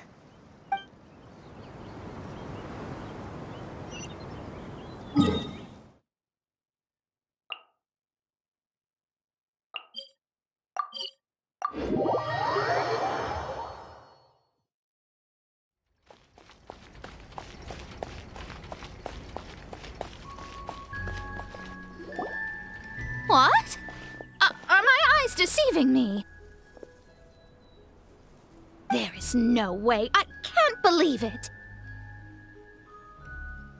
Hey, Mona! We heard you muttering from a long way away. What's up? Oh, is your scry glass acting up again? Oh, it's you, the saviors of this world. My scry glass is fine, but I'm not sure I can say the same about my eyes. Look at this statue.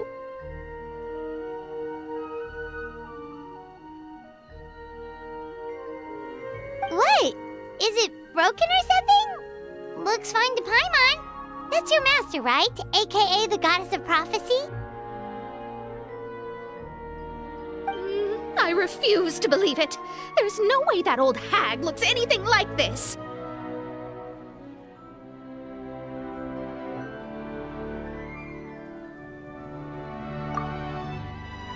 When she was younger.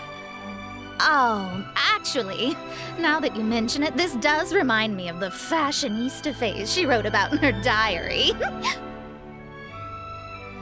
She can't hear me, can she? I swear I just got chills down my spine. Either way, it's probably a little rude to talk about her right under her statue. But how do you know it's a statue of her if you never saw her as a young woman? I did a quick scry when I came into this world, and when I saw the stars' reflections, I was at a loss for words. It looks like fate in Simulanka is based directly on Tevat. A projection of real-world fate to form an image of reality. Or in layman's terms, basically, the creator made this world inside a mirror or a lake, and this world is the reflection. Still sounds pretty impressive. The more I scribed, the more familiar everything looked. It's her work, there's no doubt about it. Even so, everything's far more complex than I'd imagined. Trying to decipher it all is giving me quite a headache. I also asked the locals about her. They call her she who has dominion over the stars and the course of fate itself. Not even a pretense of humility. Clearly, she let the role of creator goddess skip to her head. Not that I'm surprised in the least, of course. It certainly matches the tone of her diary. Anyway, we should change the topic. Oh, so Mona, have you seen a small dragon around by any chance? He's about the same size as Paimon, but with tiny little wings. Ah, you mean the one that caused all that trouble? I haven't seen him for myself, but I heard that he came to the Metropole not long ago to formally apologize for his actions. Apparently, he brought a huge stash of Toitanium and plant oil to make amends. Most people accepted his apology, although there are some who said that they'll reserve judgment until they've seen how he acts in the future. Oh, okay. Do you know where we can find him? One moment.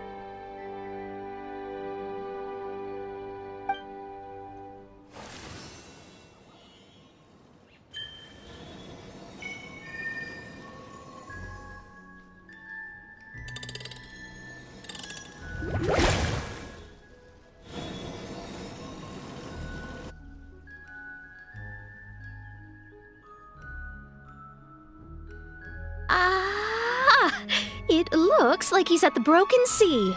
There's a big group of people with him, too. Cool! Wanna come with us? We can introduce you? I think I'll sit this one out. This might be the closest I ever get to meeting the old hag in her youth, so I think I'll spend some time seeing what else I can glean from her grand design. You guys have fun.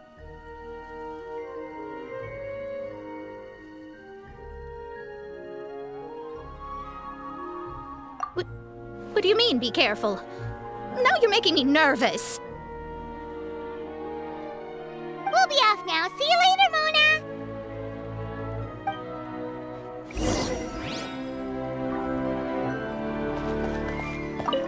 Creating a whole world starscape is no easy task. Old hag, I guess you do deserve the title of Trismegistus after all.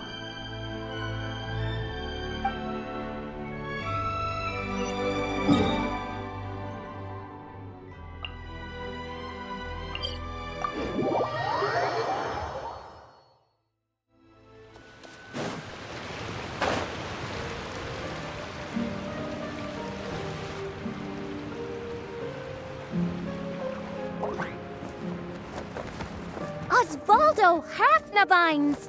Does thou see what I am seeing? Tell me that my all-perceiving Aug de Verurtelung deceiveth me not. Your eyes see true, mein Fräulein. Very well. Then, as sovereign ruler of the Immenachreich, I extend to you both my greetings, O Night Dragon from the land of the Thousand Stars and his hat-wearing servant. Who did you just call a servant? What mein Fräulein means to say is, hello, it's a pleasure to meet you. Pleasure to meet you too. But Hat Guy's not my servant. He's my friend. Now you're over-explaining. Hat Guy, Minnie Durin! Found you at last! Whoa, and Fishel's with you too? Oh, greetings, Outlander blessed by the Immenachreich. How honored you are to meet your prinzessin beneath the stars of another sky. Clearly a decision made by fate itself.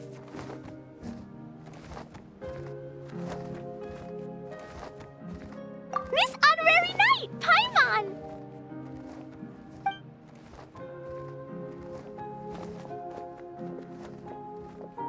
Greetings. You both look well. Hey there, Klee! Have you been having fun here? Yup, loads and loads of fun. There are so many cute animals and a magic train that was really long and a huge, huge castle and a king lives there and everything. I've been taking Klee to see all the sights. It's been a very enriching experience. Alice's magic is truly outstanding. Yeah, Mom's amazing. Klee wants to build a great big house now, too. So, your mom and my mom were friends? Mm-hmm. Our moms were friends, which makes you my big brother. My mom used to read your mom's stories to me all the time. They were great. Big brother?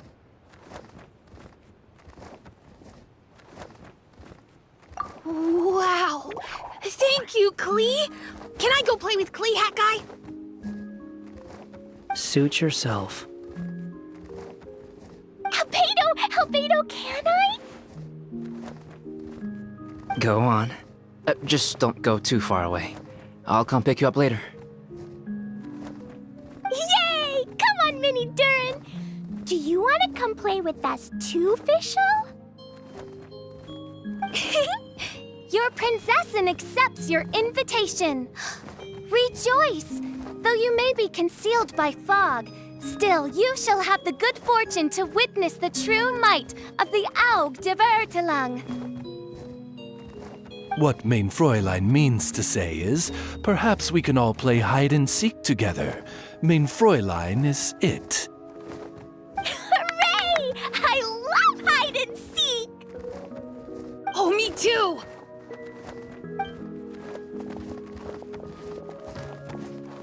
To return to our previous discussion, Mr. Hat Guy, you were telling me about a prophecy? I heard B talking to M. What she said was...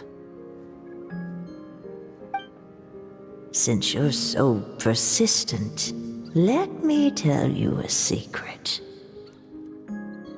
Our child will one day rise from the dead. Is she saying that Dragonspine Durin will come back to life?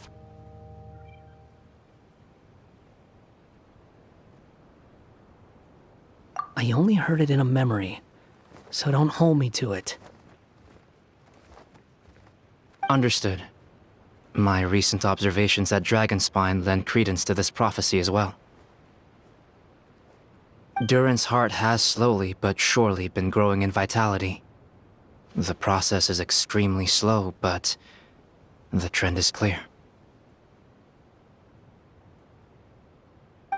What should we do?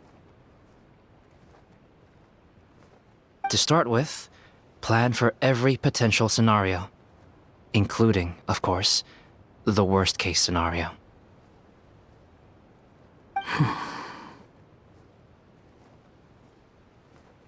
I am well aware of Durin's past, and I sincerely hope that things never escalate to that point.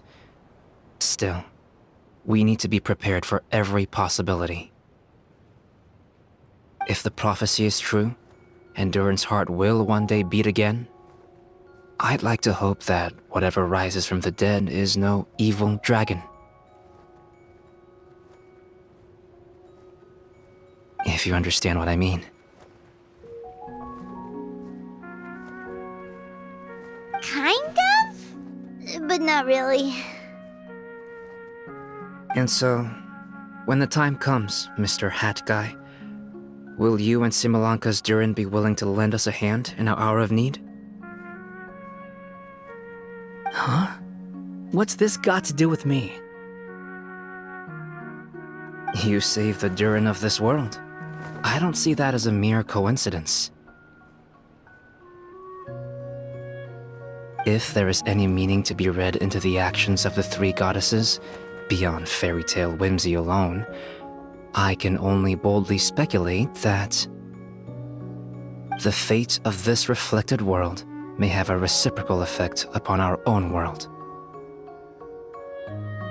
If Durin of Dragonspine will soon come back to life, we will need Mini Durin's help, as well as yours, given that your fates are now intertwined. Well, that's a nuisance. To be sure, it certainly won't be easy. Albedo! There's a flying paper ship over there! Can we go see it together, please? Sure. 2 seconds, I'll be right with you.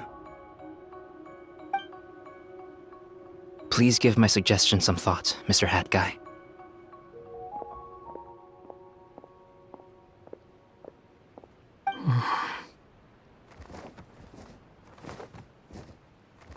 Hat Guy, I'm back! Huh? What were you guys talking about? Nothing.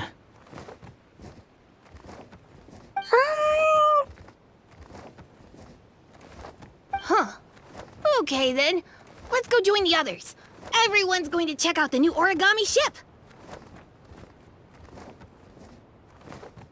All right, I'll be right there.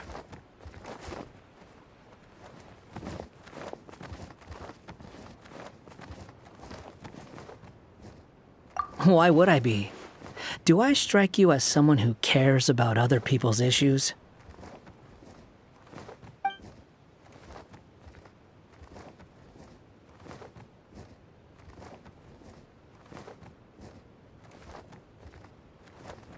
Quit trying to guess what I'm thinking. I'm leaving.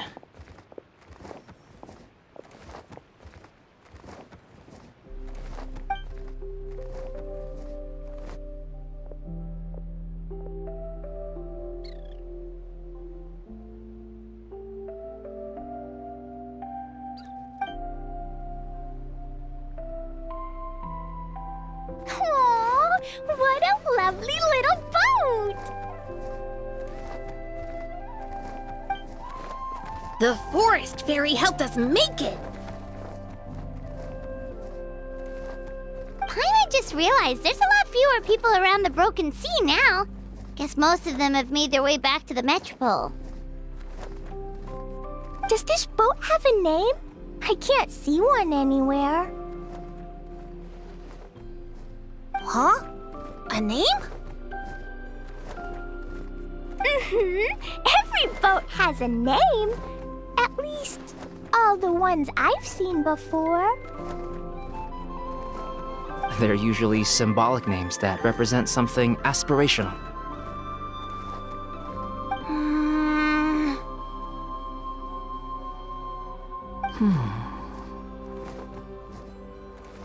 Let's go with the Durin. Huh? You want to name it after me? Oh, you mean to wish Mini Durin a safe voyage as he sails into a new chapter of his life beyond this world? Your princessin approves. Let this vessel bear the name of the most esteemed dragon of the night. The Durin. Let's call it that then. Thank you, Hat Guy. Also, can I ask you a favor? Go on. Remember how Mom's friend said I should be able to leave this world? Well, I want to pay a visit to your world. Just a quick trip, can we? Huh? Is that a no? Paimon thinks that's a great idea. If the people of Simulanka are allowed to go to Tavad, then what's the problem with taking Mini Durin there for a visit? I'm assuming I'll have to be your bodyguard while we're there. I can protect myself. And I'll do what you say. I won't fly off on my own, I promise. Please, can I go?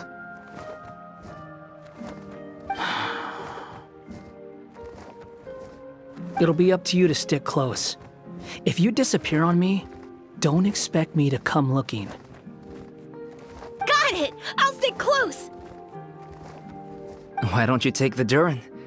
Now you've given it a name, it'll be a maiden voyage for the boat and a brand new journey for you.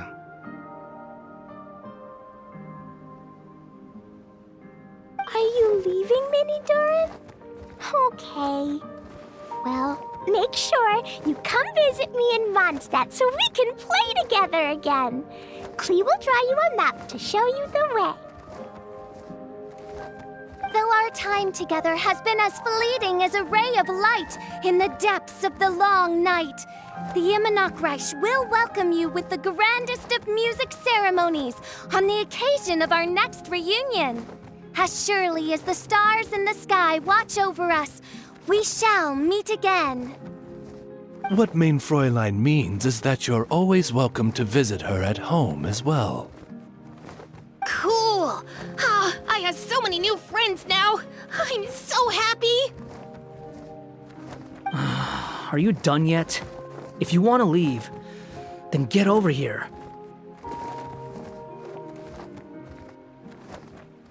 Thank you, everyone! Thank you so much! The blessings you gave me are more precious than any treasure, and more beautiful than any fairy tale!